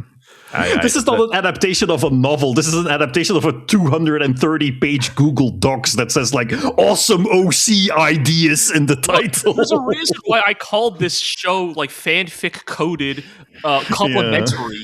At the start, right? Like it is. Yeah, there is joy to be taken from that for sure. But like for me, it's like I love that in many ways. Like this is Fate at its most like. It's Fate at its most ludicrous, but also Fate maybe at its most honest about what it is. Like, we have the setup here at the end of the episode, right, where it's going to be, they're setting up the LAPD versus Heracles, which is just a fun sentence to say out loud. Heracles, who is on the back of a giant Cerberus that breathes fire. And the thing that I love about this, right, and the thing I was talking about with Eero is that this is like Fate at its greatest, right? Because like on paper, this is not even a close fight, right? It's fucking Heracles, right? The hero to end all heroes, right? Like, he should be smearing these cops, against the wall, right? But don't forget that Alexandre Dumas gave that one guy the noble phantasm of Tony Stark. So now not only that, but remember, you see, Alexandre Dumas got his hands on a dagger with with the poison of the Hydra. What if Batman had infinite time to prepare? Would he be able to defeat Superman? We all know how Heracles died. It's like it's like one of the most known things about him, man. He got by that Hydra poison, right? And what do the cops have in their back pocket right now?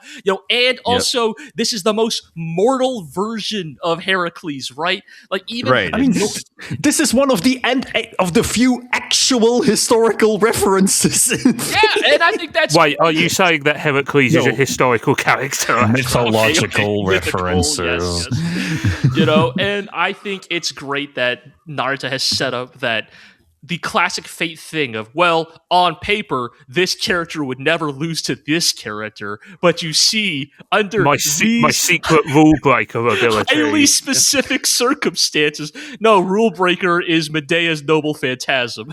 No, that's what I'm saying. Okay, but the whole rule breaker is emblematic in that, I've said this before, but it is very emblematic of the Fate franchise that in the installment, the original work that introduced the rules, they immediately introduced somebody who could break all the rules. Right? But you see, it is the dagger with which Medea killed her little brother and therefore violated the sacred bond of family when she betrayed her father and joined Jason in taking the fucking golden fleece away from Colchis. What I am getting from this discussion and what I have gotten from watching the show is that this show is kind of Fate to the nth degree, right? Which means that it is, it has all of the fun things about Fate turned up to 11, and it has many of the frustrating things. Fate for better or worse is maybe a fair Like, at the moment, it is surfing on a wave of spectacle, and I think that might become a problem when they can't sustain it. But so far, they're sustaining it, and I'm having fun. And maybe that is how I feel about it as well, right? Is again, I think Naruto is so great at setup that, like, I look at, like, how episode 8 cleans up, right? Where it's like, okay, we have our battle lines drawn, right? We got, like, We got the Super Friends in their mansion. Yeah, we have the Super Friends. We got fake Berserk. We got Jack the Ripper. We got Alexandra Dumas and the LAPD. And then on the other side, we have the Black Plague, Vampire, Heracles and a 3-headed dog, the Mafia. And I just think, will any of this actually like make sense or like play well in practice? Who could say? But I'm over the moon. I couldn't be more excited for the next episode. Yeah. Wouldn't be fate if it didn't feature several characters hanging out in a mansion for a long time. Yeah.